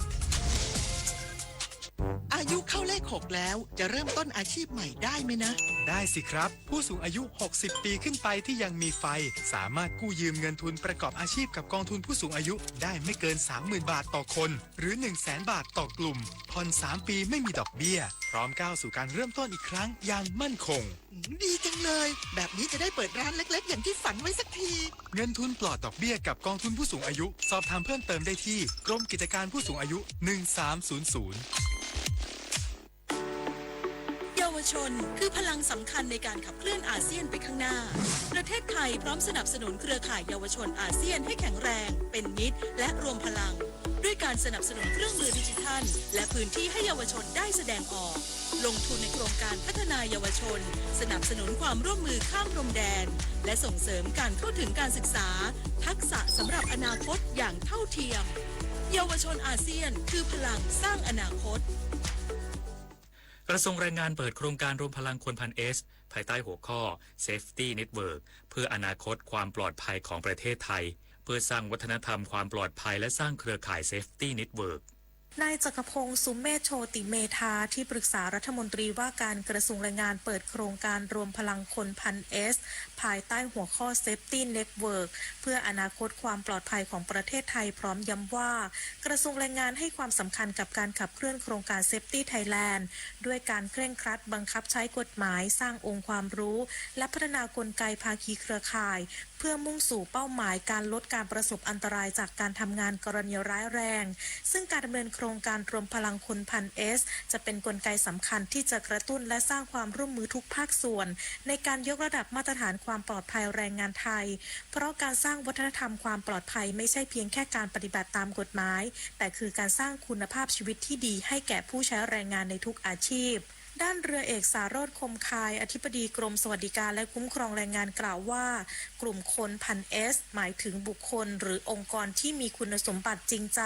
มีศักยภาพมีจิตอาสาเพื่อสังคมร่วมมือกันอย่างมีพลังผ่านผู้แทนเครือข่ายความปลอดภัยผู้แทนหน่วยงานภาครัฐภาคเอกชนผู้เชี่ยวชาญด้านความปลอดภัยโดยนำองค์ความรู้ที่ได้รับไปถ่ายทอดให้กับเครือข่ายความปลอดภัยระดับภูมิภาคระดับจังหวัดและทุกภาคส่วนที่เกี่ยวข้องเพื่ออนาคตความปลอดภัยของประเทศไทยนิตยาคุณสิมรายงานจังหวัดน่านและจังหวัดแพร่ร่วมลงนามความตกลงความร่วมมือมุ่งเป้าอนาคตประเทศไทยเพื่ออากาศสะอาดน้ำมั่นคงเพื่อขับเคลื่อนงานวิจัยสู่การพัฒนาอย่างยั่งยืนนายชัยนรงค์วงใหญ่ผู้ว่าราชการจังหวัดน่านและนายชัยสิทธิ์ชัยสำริดผลรองผู้ว่าราชการจังหวัดแพร่ร่วมพิธีลงนามบันทึกข้อตกลงความร่วมมือภายใต้กิจกรรมมุ่งเป้าอนาคตประเทศไทยเพื่ออากาศสะอาดน้ำมั่นคงเพื่อร่วมกันขับเคลื่อนเป้าหมายสำคัญตามยุทธศาสตร์วิทยาศาสตร์วิจัยและนวัตกรรมใน2ประเด็นได้แก่ประเทศไทยปลอดภัยจาก PM 2.5 8 จังหวัดภาคเหนือตอนบนเพื่อลดจุดความร้อน Hotspot ลดจำนวนวันที่ค่าฝุ่นเกินมาตรฐานและลดจำนวนผู้ป่วยจากมลพิษทางอากาศและในประเด็นน้ำมั่นคงไม่ท่วมไม่แล้งใน10จังหวัดเพื่อแก้ไขปัญหาน้ำท่วมน้ำแล้งลดผลกระทบต่อประชาชนกว่า 120,000 ครัวเรือนและสร้างผลประโยชน์ทางเศรษฐกิจรวมกว่า900ล้านบาทการลงนามบันทึกข้อตกลงความร่วมมือในครั้งนี้จึงนับเป็นจุดเริ่มต้นสำคัญในการสร้างต้นแบบอากาศสะอาดน้ำมั่นคงในระดับพื้นที่โดยเชื่อมโยงองค์ความรู้จากภาควิชาการสู่การปฏิบัติในชุมชนเพื่อยกระดับคุณภาพชีวิตประชาชนและขับเคลื่อนการพัฒนาที่ยั่งยืนให้กับพื้นที่ภูเขาสูงของประเทศไทยอย่างเป็นระบบและต่อเนื่องจักรพันธ์ จันทร์เพ็ญโรจน์ สวทน่านรายงานมณฑลทหารบกที่ 25 ลงพื้นที่ประเมินซ่อมแซมโรงเรียนที่เสียหายจากเหตุปะทะชายแดนไทยกัมพูชา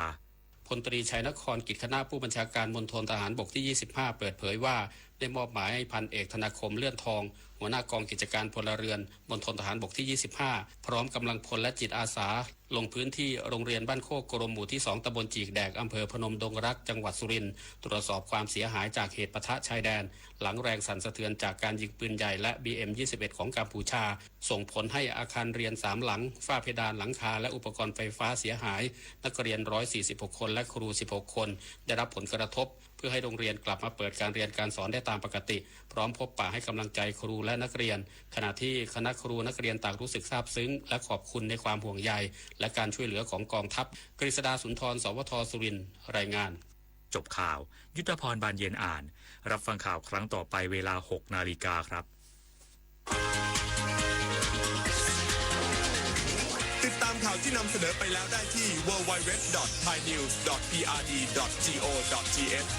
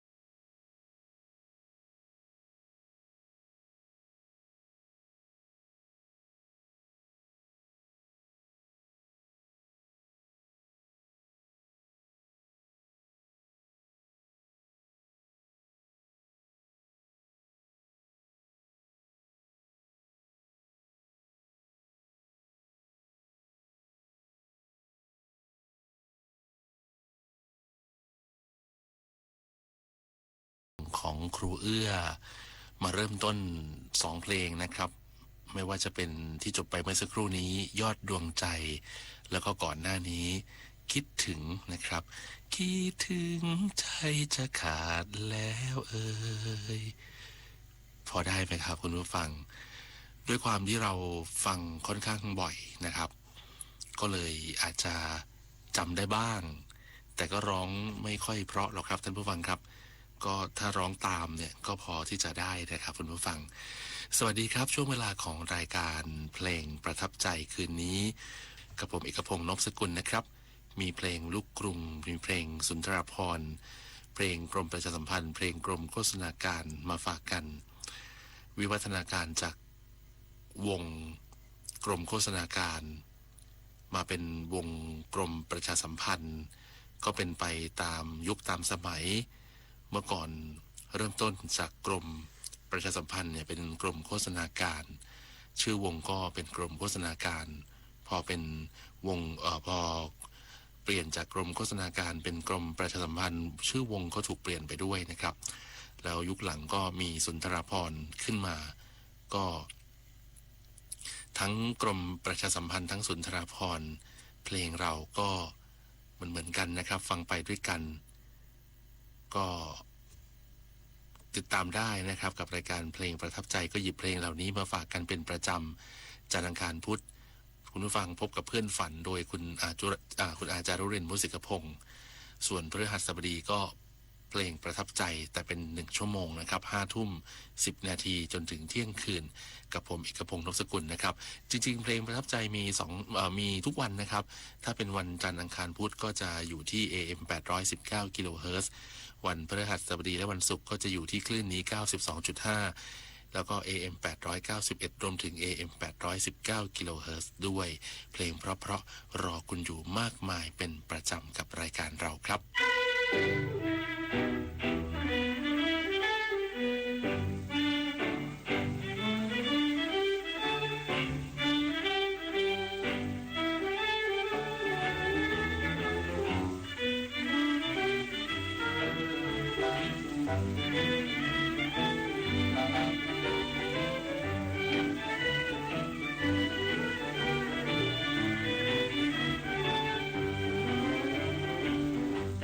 แต่ไรไม่เห็นว่าดี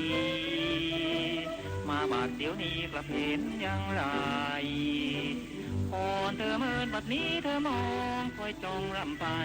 ก่อนทำไมไม่เห็นยายดีแต่ก่อนแต่ไรไม่เลี้ยวไม่แลมาเปลี่ยนมาแปรเสียแล้วละสิแปลกในใจแต่ไหนแต่ไรไม่เคยไมตรีแต่บัดนี้จะคิดจะเฉยฉันครวญฉันใครจนจิตใจละเมอแต่เห็นเธอนิ่งเฉยก่อนไม่ชื่นไม่เฉยก่อนไม่เอ่ยไม่ฟังทั้งคำสั่งคำสอนไม่ชื่นไม่ชูไม่รู้จิตใจแต่ก่อนแต่ไรกลับซ้ำทางอ่อนก่อนเธอช่างบัดนี้เธอชมไม่ช่างดังก่อนให้อาวรณ์สะท้อนสะเทือน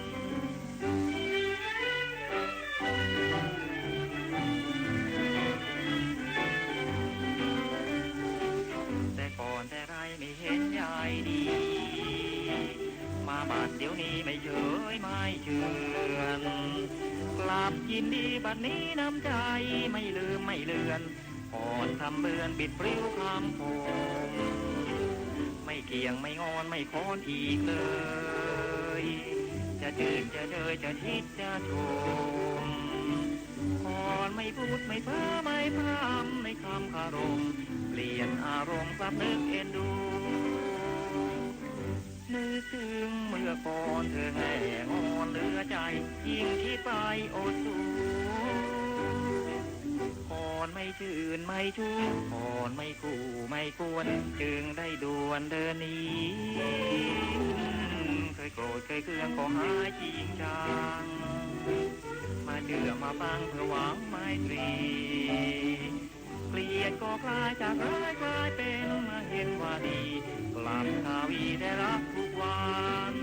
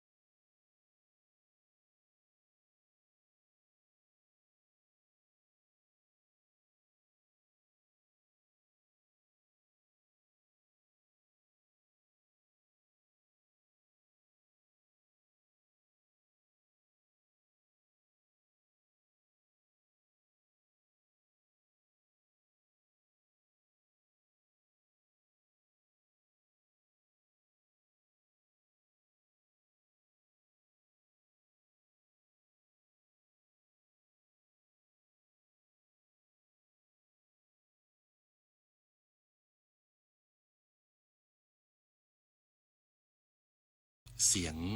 นี้นะครับเสียงที่คุณรู้หรือว่าเสียงที่ใครก็รู้ว่านี่คือเสียงใครก็นี่คือเสียงครูเอื้อสุนทรสนานหรือว่าครูเอื้อสุนทราพรนะครับคุณผู้ฟังครับหลายท่านก็ฟังตั้งแต่ท่านยังมีชีวิตอยู่ในวงกรมโฆษณาการกรมประชาสัมพันธ์และสุนทราภรณ์สร้างคลื่นลูกใหม่มากมายแล้วก็มีเพลงมากมายที่ให้ทำนองให้เนื้อร้องหรือแม้แต่ท่านร้องเองเป็นบทเพลงที่ทรงคุณค่าจริงๆนะครับก็สามารถหาฟังได้ในรายการเพลงประทับใจของเรานะครับ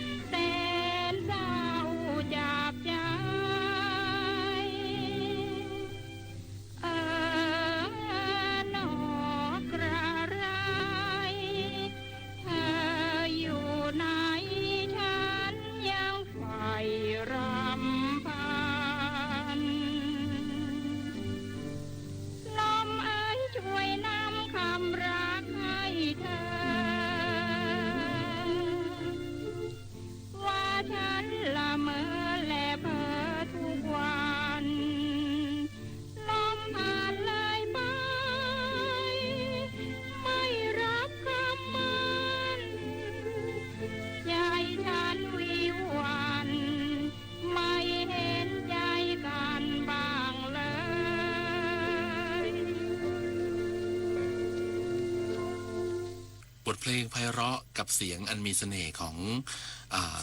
ครูมันธนามรกุลนะครับคุณผู้ฟังครับเลือกมาฝากกันในวันนี้แล้วก็ยังคงมีเพลงเพราะๆมาฝากกันเยอะมากเลยนะครับสำหรับครูมันธนาที่หลายๆคนเรียกกันนะครับท่านมีสิทธิ์มากเลยทีเดียวครับแล้วก็เพลงที่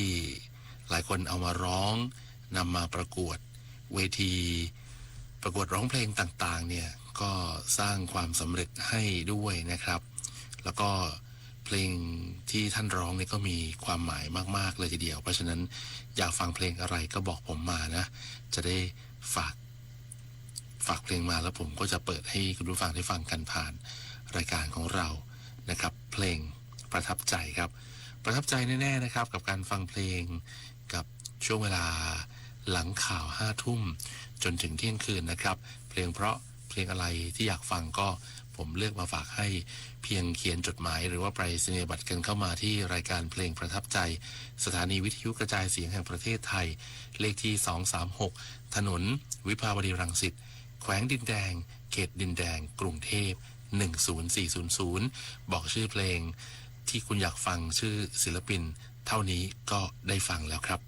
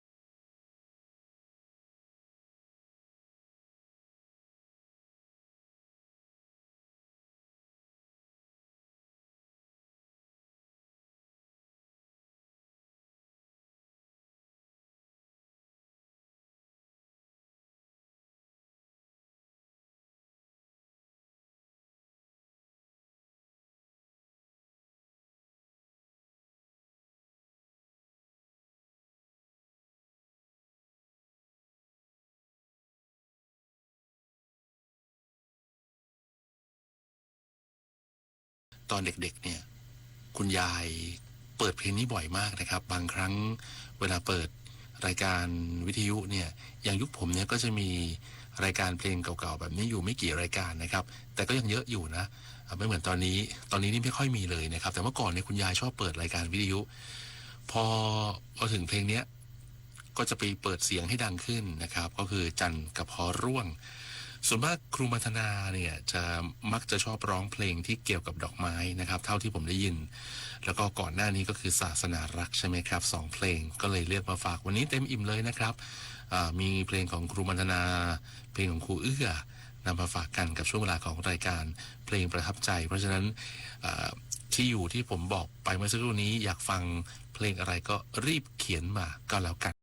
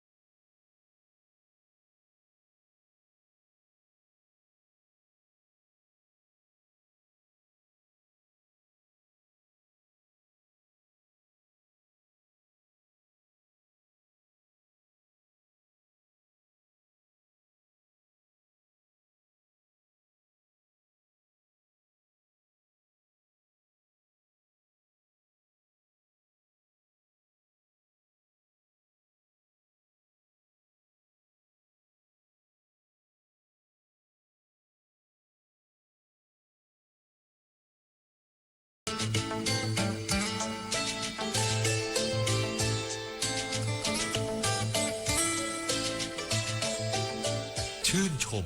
นิยมไทยโดยปฏิพัฒน์เข็มทิศ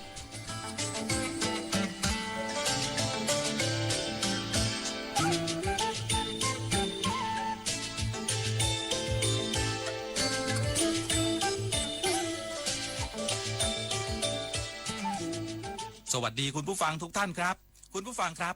สตรอเบอร์รี่เป็นผลไม้ที่คนไทยรู้จักกันดีว่ามาจากต่างถิ่นต่างชาติแต่ก็มีรสชาติถูกปากคนไทยหลายๆคนเพราะมีทั้งสีสันที่สวยงามรสชาติก็หอมหวานอร่อยอมเปรี้ยวนิดๆแหม่ทานแล้วสดชื่นจริงๆนะครับจริงๆแล้วสตรอเบอร์รี่นะครับเราได้มาแต่ใดวันนี้เรามาหาคำตอบกันครับคุณผู้ฟังครับตั้งแต่เดือนพฤศจิกายนถึงช่วงเดือนเมษายนของปีถัดไปก็จะเป็นช่วงที่สตรอเบอร์รี่นั้นออกผลเรื่องราวของสตรอเบอร์รี่สมัยก่อนนะครับภาพที่เราเห็นก็คือเป็นผลไม้เป็นพืชที่ปลูกได้เฉพาะบนที่สูงในสภาพอากาศที่หนาวเย็นและส่วนหนึ่งก็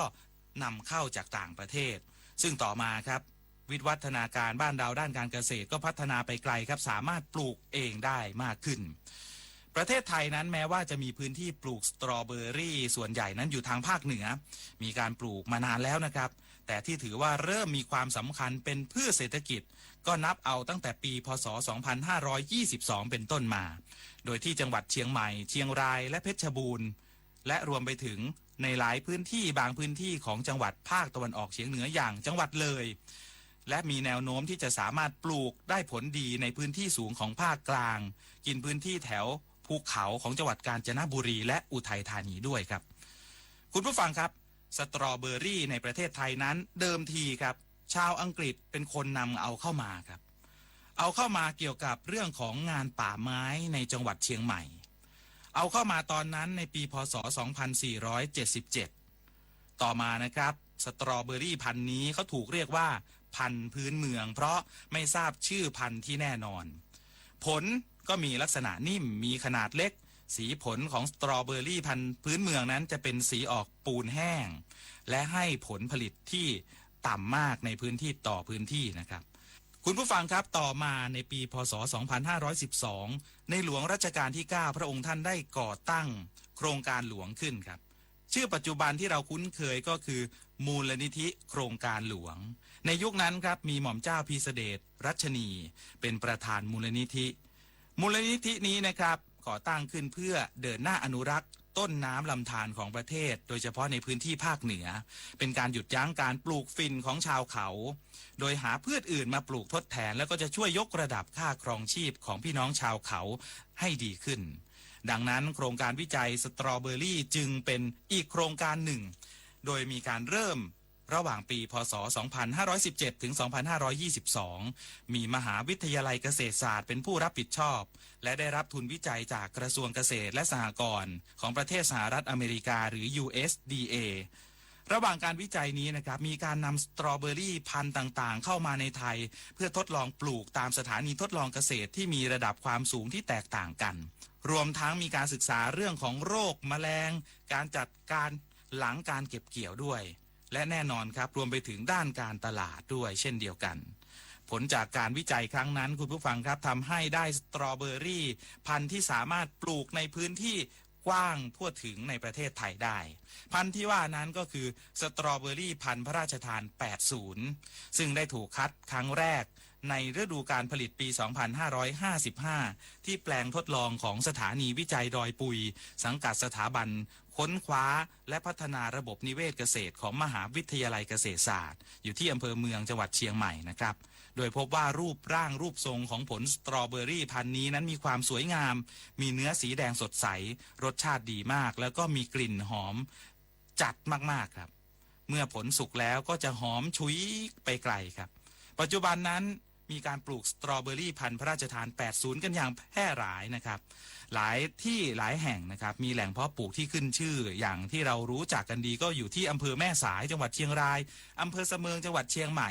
หรือเมื่อ 2-3 ปีก่อนที่ผ่านมาเกษตรกรที่อีสานเขาก็ปลูกได้แล้วที่จังหวัดเลยนครพนมสกลนครซึ่งก็ปลูกได้ผลดีเลยทีเดียวหรือแม้แต่คุณผู้ฟังถ้าใครไปเที่ยวใกล้ๆกรุงเทพอย่างอำเภอวังน้ำเขียวนครราชสีมาก็ปลูกสตรอเบอร์รี่กันมากครับแน่นอนครับ ในพื้นที่ภาคกลางก็มีที่บางคล้าจังหวัดฉะเชิงเทราเป็นอำเภอที่ปลูกสตรอเบอรี่ได้ดีหรือแม้แต่ภาคใต้นะครับในพื้นที่สูงบนภูเขาของภาคใต้ตอนนี้ก็เริ่มปลูกสตรอเบอรี่กันแพร่หลายมากขึ้นด้วยขอขอบคุณข้อมูลจากหนังสือศิลปะวัฒนธรรมฉบับเดือนมกราคม 2565 ที่ได้เล่าเรื่องของสตรอเบอรี่ในประเทศไทยมาเล่าสู่กันฟังนะครับวันนี้ชื่นชมนิยมไทยหมดเวลาแล้วลาคุณผู้ฟังไปก่อนนะครับสวัสดีครับ